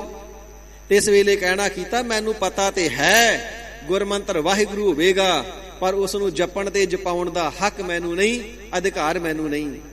ਉਹ ਅਧਿਕਾਰ ਕੇਵਲ ਤਾਂ ਕੇਵਲ ਗੁਰੂ ਨਾਨਕ ਦੇਵ ਸਾਹਿਬ ਜੀ ਨੂੰ ਹੋਏਗਾ। ਬਚਨ ਕਰਨਾ ਕੀਤਾ, ਜਦ ਤੱਕ ਗੁਰਮੰਤਰ ਗੁਰੂ ਤੋਂ ਨਾ ਲਈਏ ਜਪਿਆ ਸਫਲ ਨਹੀਂ ਹੁੰਦਾ। ਜਿਹੜੇ ਗੁਰੂ ਨਾਨਕ ਦੇਵ ਸਾਹਿਬ ਜੀ ਤੋਂ ਲੈ ਕਰਕੇ ਜਪਣਗੇ ਭਾਈ ਸਫਲੇ ਉਹ ਹੋਣਗੇ, ਜਨਮ ਸਫਲਾ ਕਰ ਲੈਣਗੇ, ਕੁਲਾਂ ਸਫਲੀਆਂ ਕਰ ਲੈਣਗੇ। ਸਾਨੂੰ ਤੇ ਗੁਰੂ ਜੀ ਦੇ ਪਾਸੋਂ ਗੁਰਮੰਤਰ ਇਹ ਪ੍ਰਾਪਤ ਹੀ ਨਹੀਂ ਹੋਇਆ, ਫਿਰ ਅਸੀਂ ਕਿਵੇਂ ਜਪ ਲਈਏ? ਸਾਨੂੰ ਹੱਕ ਨਹੀਂ, ਸਾਨੂੰ ਅਧਿਕਾਰ ਨਹੀਂ। ਇਸ ਪ੍ਰਕਾਰ ਦੇ ਜਿਹੜੇ ਰਿਖੀ ਵੇਦ ਵਿਆਸ ਜੀ ਨੇ, ਵਿਆਸ ਸੋ ਸਤਿਗੁਰੂ ਜੀ ਫਰਮਾਵਨਾ ਕਰਦੇ ਨੇ, ਜਸ ਗਾਵਤ ਗੋਬਿੰਦ, ਐਸੇ ਵਾਹਿਗੁਰੂ ਜੀ ਦੇ ਦਰ ਤੇ ਪ੍ਰਵਾਨਿਕ ਹੋਏ, ਪੁੱਜੇ ਹੋਏ ਆਤਮ ਗਿਆਨੀ ਤਤਵੇਤਾ ਮਹਾਤਮਾ ਵੀ ਵਾਹਿਗੁਰੂ ਜੀ ਦੇ ਗੁਣਾਂ ਨੂੰ ਗਾਇਨ ਕਰਦੇ ਹਨ, ਗਾਉਂਦੇ ਹਨ, ਜਸ ਨੂੰ ਉਚਾਰਦੇ ਹਨ ਜੀ। ਰਸ ਗੀਧੇ ਹਰ ਸਿਉ ਬੀਧੇ, ਭਗਤ ਰਚੇ ਭਗਵੰਤ। ਐਸੇ ਜਿਹੜੇ ਭਗਤ ਜਨ ਨੇ ਨਾ, ਉਹ ਭਗਵੰਤ ਪ੍ਰਮਾਤਮਾ ਵਾਹਿਗੁਰੂ ਜੀ ਦੇ ਨਾਮ ਦੇ ਵਿੱਚ ਹੀ ਰਚੇ ਹੋਏ ਨੇ, ਤਦਾਕਾਰ ਹੋਏ ਨੇ, ਮਿਲੇ ਹੋਏ ਨੇ, ਹਰ ਵੇਲੇ ਜਪਦੇ ਨੇ ਸਤਨਾਮ ਸ੍ਰੀ ਵਾਹਿਗੁਰੂ। ਨਾਮ ਰਸ ਦੇ ਅੰਦਰ ਗੀਧੇ ਗਿੱਝ ਗਏ ਨੇ, ਹਿਲ ਗਿਆ ਹੈ ਉਹਨਾਂ ਦਾ ਮਨ। ਨਾਮ ਰਸ ਦੇ ਅੰਦਰ ਹਿਲ ਗਿਆ ਤੋਂ ਭਾਵ ਗਿੱਝ ਗਿਆ। ਗੀਧੇ ਦਾ ਅਰਥ ਗਿੱਝ ਗਿਆ ਹੁੰਦਾ ਹੈ। ਹਜ਼ੂਰ ਫਰਮਾਉਂਦੇ ਨੇ ਆਦਤ ਲੱਗ ਗਈ ਉਹਨਾਂ ਨੂੰ, ਗਿੱਝ ਗਿਆ ਨਾਮ ਰਸ ਪੀਣ ਦੇ ਵਿੱਚ ਉਹਨਾਂ ਦਾ ਮਨ। ਹਰਸਿਓ ਬੀਧੇ, ਉਹਨਾਂ ਦੇ ਜਿਹੜੇ ਹਿਰਦੇ ਨੇ ਨਾ, ਉਹ ਵਾਹਿਗੁਰੂ ਜੀ ਦੇ ਨਾਮ ਦੇ ਨਾਲ ਵਿੰਨੇ ਹੋਏ ਨੇ। ਕਬੀਰ ਸਤਿਗੁਰ ਸੂਰਮੇ ਬਾਹਿਆ ਬਾਣ ਜੋ ਏਕ, ਐਸੇ ਪੂਰੇ ਸਤਿਗੁਰੂ ਜੀ ਦੇ ਬਾਣ ਉਪਦੇਸ਼ ਰੂਪੀ ਤਿੰਨਾਂ ਦੇ ਹਿਰਦੇ ਨੂੰ ਲੱਗੇ ਨੇ, ਮਨ ਉਹਨਾਂ ਦੇ ਵਿੰਨੇ ਗਏ ਨੇ। ਹਰ ਵੇਲੇ ਹਰੀ ਅਕਾਲ ਪੁਰਖ ਵਾਹਿਗੁਰੂ ਜੀ ਦੀ ਪ੍ਰੇਮਾ ਭਗਤੀ ਨੂੰ ਉਹ ਕਰਦੇ ਰਹਿੰਦੇ ਨੇ, ਪ੍ਰੇਮਾ ਭਗਤੀ ਦੇ ਅੰਦਰ ਮਿਲੇ ਰਹਿੰਦੇ ਨੇ, ਸਦਾ ਤਦਾਕਾਰ ਹੋਏ ਰਹਿੰਦੇ ਹਨ ਜੀ। ਮੋਹ ਮਾਨ ਭ੍ਰਮ ਬਿਨਸਿਓ, ਪਾਈ ਸ਼ਰਨ ਦਇਆਲ। ਸੱਚੇ ਪਾਤਸ਼ਾਹ ਜੀ, ਇਹ ਮਾਇਆ ਦਾ ਮੋਹ ਤਿੰਨਾਂ ਨੂੰ ਨਹੀਂ ਵਿਆਪਦਾ ਕਿ ਭਰਮ ਇਤਿਆਦਿਕ ਤਿੰਨਾਂ ਨੂੰ ਦੁੱਖ ਨਹੀਂ ਦਿੰਦੇ। ਹਜ਼ੂਰ ਫਰਮਾਵਨਾ ਕਰਦੇ ਨੇ, ਉਹਨਾਂ ਨੇ ਦਇਆਲੂ ਹਰੀ ਅਕਾਲ ਪੁਰਖ ਵਾਹਿਗੁਰੂ ਜੀ ਦੇ ਪਾਵਨ ਨਾਮ ਰੂਪੀ ਚਰਨਾਂ ਦੀ ਸ਼ਰਨ ਜੂ ਪ੍ਰਾਪਤ ਕਰ ਲਈ ਹੈ।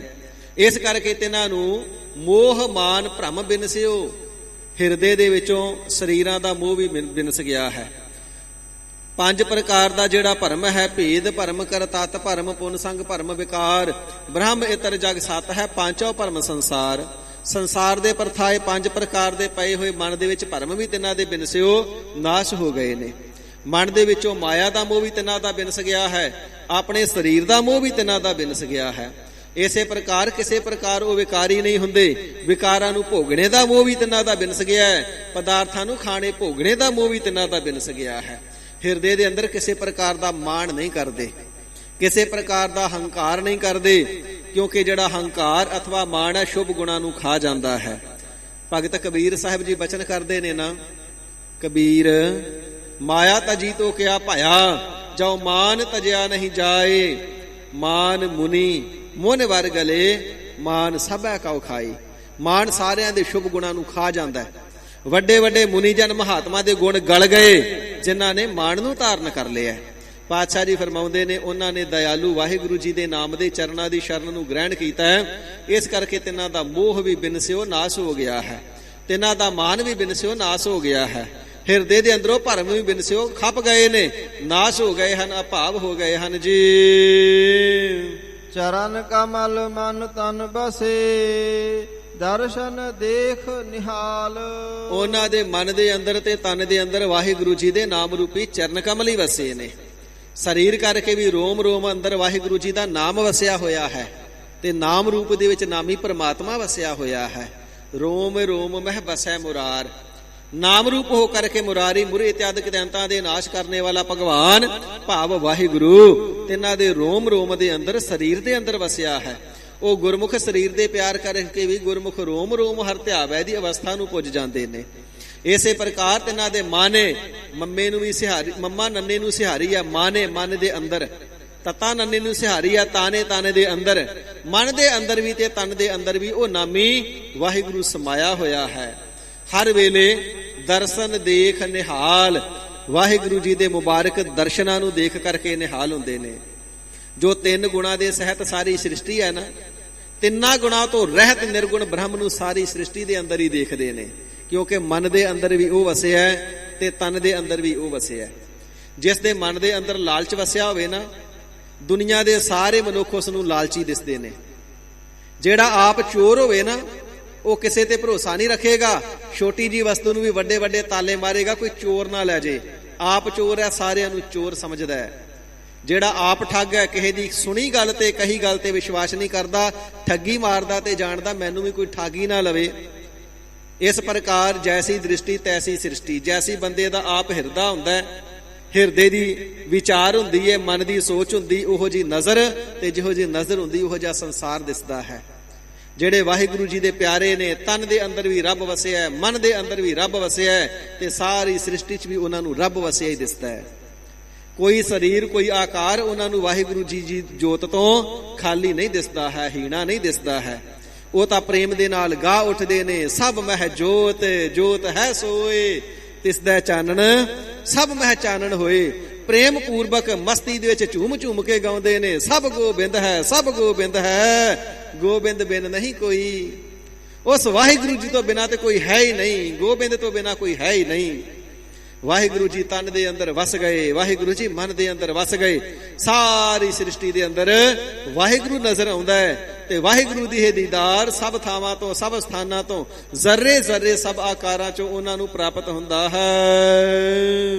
ਲਾਭ ਮਿਲੈ ਟੋਟਾ ਹੀਰਾ, ਸਾਧ ਸੰਗ ਲਿਵ ਲਾਏ। ਭਾਈ ਇਸ ਕਰਕੇ ਸਾਧ ਸੰਗਤ ਦੇ ਨਾਲ ਮਿਲ ਕਰਕੇ ਸਦਾ ਪਰਮਾਤਮਾ ਜੀ ਦੇ ਨਾਮ ਦੇ ਵਿੱਚ ਉਹ ਲਿਵ ਲਾਉਂਦੇ ਨੇ। ਜਿਸ ਕਰਕੇ ਨਾਮ ਜਪਣੇ ਦਾ ਤਿੰਨਾਂ ਨੂੰ ਵੱਡਾ ਭਾਰੀ ਲਾਭ ਮਿਲੈ, ਉਹਨਾਂ ਨੂੰ ਲਾਭ ਪ੍ਰਾਪਤ ਹੁੰਦਾ ਹੈ।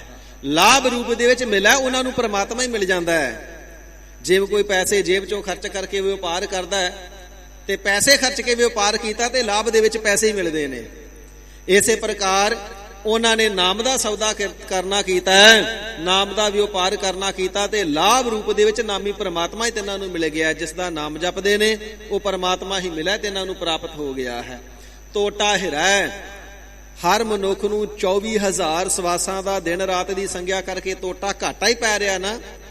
ਉਹਨਾਂ ਦਾ ਟੋਟਾ ਵੀ ਹੀਰਾ ਨਾਸ ਹੋ ਜਾਂਦਾ, ਘਾਟਾ ਨਹੀਂ ਪੈਂਦਾ ਜੀ। ਕਿਉਂ ਨਹੀਂ ਪੈਂਦਾ?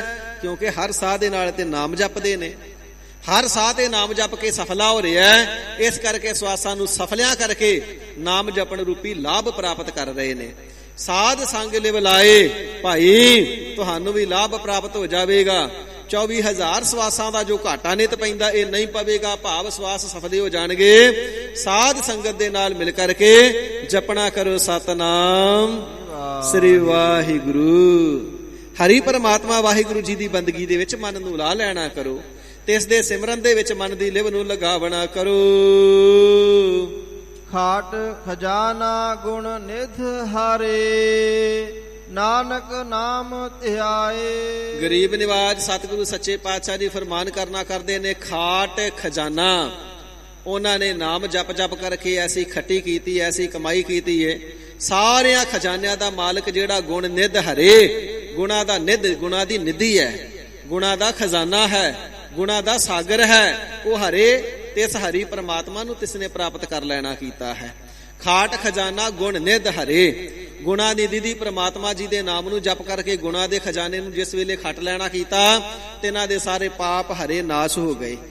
ਪਾਪਾਂ ਦਾ ਨਾਸ ਹੋ ਗਿਆ, ਵਿਕਾਰਾਂ ਦਾ ਨਾਸ ਹੋ ਗਿਆ, ਬੁਰਾਈਆਂ ਦਾ ਨਾਸ ਹੋ ਗਿਆ, ਔਗਣਾ ਦਾ ਨਾਸ ਹੋ ਗਿਆ, ਅਗਿਆਨਤਾ ਦਾ ਹਰੇ ਨਾਸ ਹੋ ਗਿਆ, ਅਵਿਦਿਆ ਦਾ ਨਾਸ ਹੋ ਗਿਆ। ਕਿਸੇ ਪ੍ਰਕਾਰ ਮੈਲ ਤਿਨਾਂ ਦੇ ਤਾਨੇ ਦੇ ਅੰਦਰ ਤੇ ਮਨ ਦੇ ਅੰਦਰ ਰਹੀ ਹੀ ਨਹੀਂ। ਤਿਨਾਂ ਦੇ ਮਨ ਵੀ ਸੁੱਧ ਹੋ ਗਏ, ਤਿਨਾਂ ਦੇ ਤਨ ਵੀ ਸੁੱਧ ਹੋ ਗਏ, ਜੀਵਨ ਪਰਉਪਕਾਰੀ ਹੋ ਗਏ। ਆਪ ਜਪਣੇ ਵਾਲੇ ਤੇ ਦੂਸਰਿਆਂ ਨੂੰ ਜਪਾਉਣੇ ਵਾਲੇ ਹੋ ਗਏ। ਆਪ ਜਪਹੁ ਅਵਰਹ ਨਾਮ ਜਪਾਵਹੁ, ਮਹਾਰਾਜ ਫਲ ਕੀ ਮਿਲੇਗਾ? ਹਜ਼ੂਰ ਫਰਮਾਉਂਦੇ ਨੇ, ਸੁਨਤ ਕਹਿਤ ਰਹਿਤ ਗਤ ਪਾਵਹੁ। ਭਾਈ ਆਪ ਜਪੋ, ਦੂਸਰਿਆਂ ਨੂੰ ਜਪਾਓ। ਇਵੇਂ ਨਾਮ ਦੀ ਵਡਿਆਈ ਕਹਿੰਦਿਆਂ ਹੋਇਆਂ, ਮੁਖ ਚੋਂ ਬਿਆਨ ਕਰਦਿਆਂ ਹੋਇਆਂ, ਤੇ ਇਸ ਦੇ ਗੁਣਾਂ ਨੂੰ ਗਾਉਂਦਿਆਂ ਹੋਇਆਂ ਤੇ ਗੁਣਾਂ ਨੂੰ ਸੁਣਦਿਆਂ ਹੋਇਆਂ ਗਤ ਪਾਵਹੁ, ਵਾਹਿਗੁਰੂ ਜੀ ਨੂੰ ਪ੍ਰਾਪਤ ਕਰ ਲਵੋਗੇ। ਗਤ ਪਾਵਹੁ ਕੇਵਲ ਮੁਕਤੀ, ਵਿਦੇਹ ਮੁਕਤੀ ਨੂੰ ਪ੍ਰਾਪਤ ਕਰ ਲੈਣਾ ਕਰੋਗੇ। ਸੋ ਹਜ਼ੂਰ ਫਰਮਾਉਂਦੇ ਨੇ, ਨਾਨਕ ਨਾਮ ਧਿਆਏ। ਭਾਈ ਇਹ ਉਪਮਾ ਵੇਦਾਂ ਨੇ, ਸ਼ਾਸਤਰਾਂ ਨੇ ਤਿੰਨਾਂ ਦੀ ਕਹੀ ਹੈ, ਜਿਨ੍ਹਾਂ ਨੇ ਨਾਮ ਨੂੰ ਧਿਆਇਆ ਹੈ। ਜਿਨੀ ਨਾਮ ਧਿਆਇਆ ਗਏ ਮਸਕਤ ਘਾਲ, ਨਾਨਕ ਤੇ ਮੁਖ ਉਜਲੇ ਕੀਤੀ ਛੁੱਟੀ ਨਾਲ। ਇਸ ਪ੍ਰਕਾਰ ਤਿੰਨਾਂ ਦੇ ਮੁਖ ਉਜਲੇ ਤੇ ਕਿੰਨੀ ਲੁਕਾਈ ਨੂੰ ਉਹ ਪਾਪਾਂ ਵਿਕਾਰਾਂ ਤੇ ਜੰਮਣ ਮਰਨ ਚੋਂ ਛੁਡਾ ਲੈਂਦੇ ਨੇ। ਖਾਟ ਖੱਟ ਲੈਣਾ ਕਰ ਨਾਮ ਦਾ ਖਜ਼ਾਨਾ, ਜੋ ਸਾਰੀਆਂ ਗੁਣਾਂ ਦੀ ਨਿਧੀ ਹੈ। ਭਾਈ ਆਪਣੇ ਸਵਾਸਾਂ ਨੂੰ ਵਿਅਰਥ ਨਾ ਗੁਜ਼ਾਰ, ਸਵਾਸ ਸਵਾਸ ਦੇ ਨਾਲ ਤਿਸ ਦੇ ਨਾਮ ਦਾ ਭਜਨ ਕਰਨਾ ਕਰ।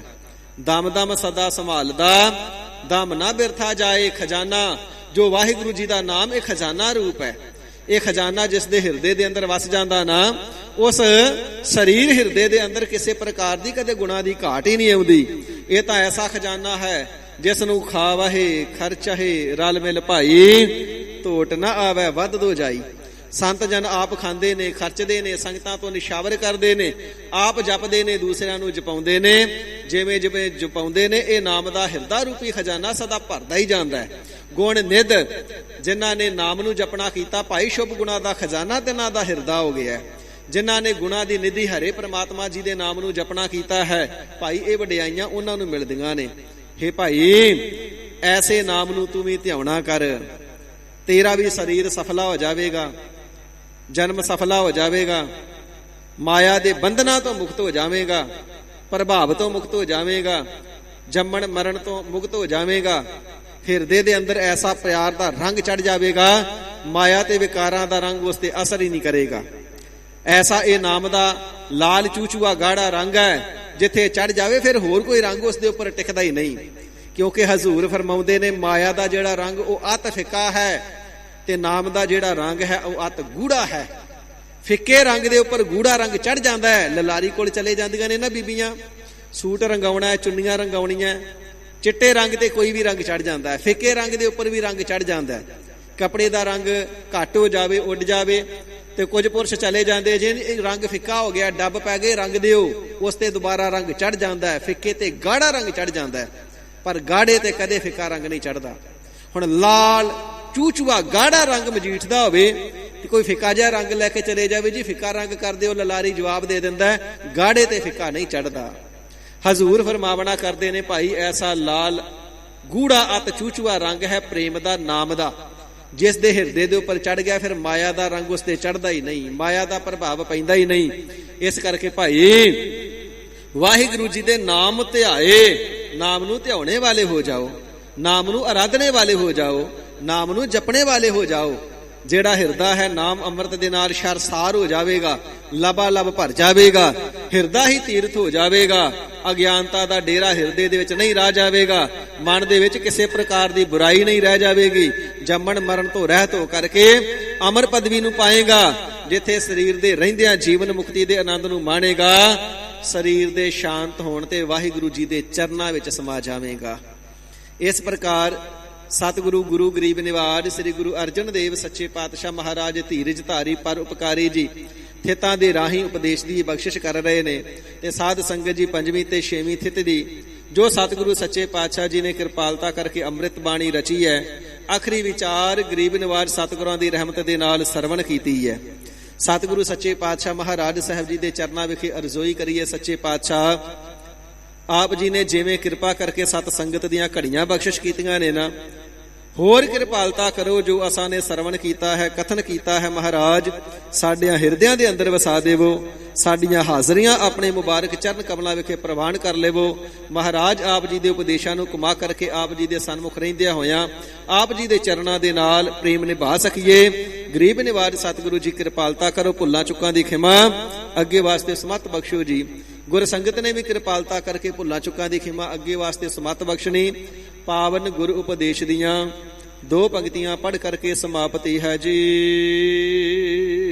ਲਾਭ ਮਿਲੈ ਤੋਟਾ ਹੀਰਾ, ਸਾਧ ਸੰਗ ਲਿਵ ਲਾਏ, ਖਾਟ ਖਜ਼ਾਨਾ ਗੁਣ ਨਿਧ ਹਰੇ, ਨਾਨਕ ਨਾਮ ਧਿਆਏ। ਵਾਹਿਗੁਰੂ ਜੀ ਕਾ ਖਾਲਸਾ, ਵਾਹਿਗੁਰੂ ਜੀ ਕੀ ਫਤਿਹ। ਹੇ ਅਚੁੱਤ ਹੀ ਅਬਿਨਾਸੀ ਅਗਨਾਸ, हे पूरन हे सर्ब मैं दुख पंजन गुणतास हे संगी हे निरंकार हे निर्गुण सब टेक हे गोविद हे गुण निधान जाकै सदा विवेक हे अपरंपर हर हरे हह बिहोवनहार हे संतः कै सदा संग निधारा आधार हे ठाकुर हो दासरो मैं निर्गुण गुण नहीं कोई नानक दीजै नाम दान राखो हिय परोई आई प्रभ सरनागति कृपा निध दयाल एक अखर हर मन बसत नानक होत निहाल वाहिगुरु नाम जहाज है चढ़े सो उतरै पार जो सरदा कर सेव दे गुर पार उतारन हार कथा निता प्रत होत है सुनो सो सिंह सुजान नानक गुरु गोविंद सिंह जी सदा कर कल्याण नानक गुरु गोविंद सिंह जी सदा कर कल्याण वाहिगुरु जी का खालसा वाहिगुरु जी की फतेह। गाज के जयकारा ग जावे सुनहाल हो जावे।